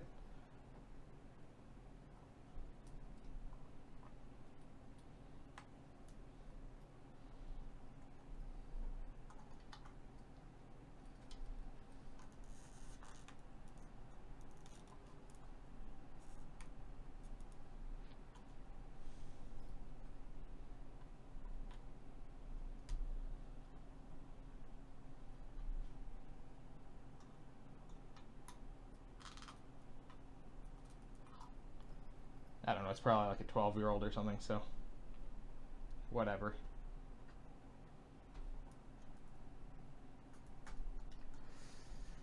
Just extremely nervous about prying these out this way. I wish I had a proper chip remover.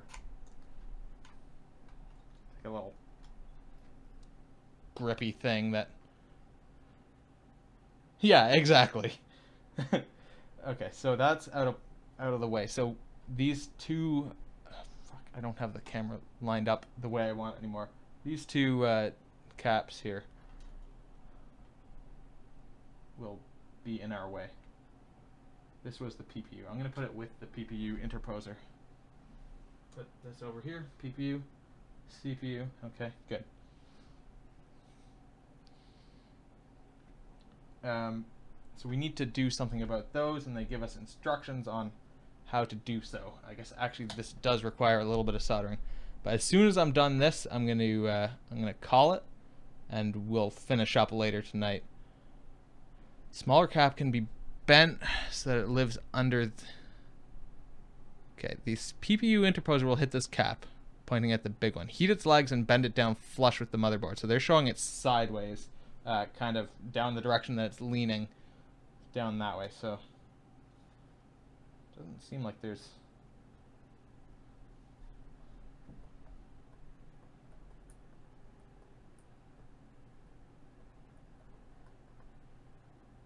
Fuck, I wish I remembered how this fucking.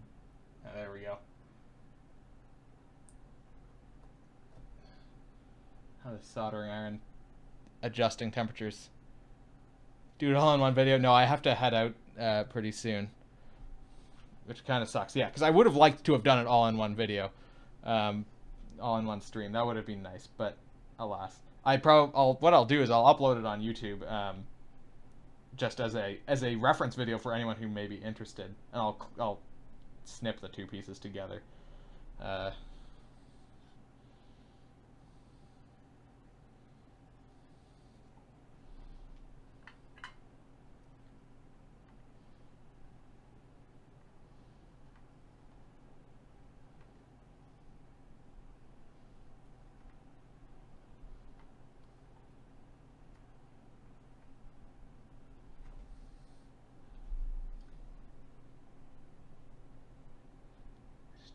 break the pins. Okay, we're good.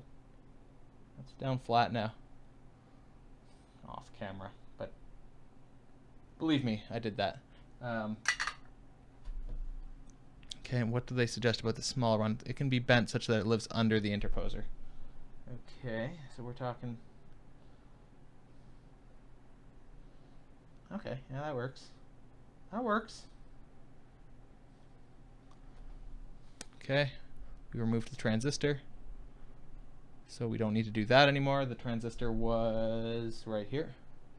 Which is, that's where this little loop of metal is now. Bridge the outside holes, done. Okay, so that's that step installed and done. So the next step is getting the hole in place, and then the later step is getting the interposers in and all wired up. So we'll call it for now. But I will be back later tonight and should be able to actually finish this up and hopefully test it. I obviously won't be testing it directly onto stream, but oh, actually I could. Because I could just pull that up here, but I was going to test it on this monitor here first.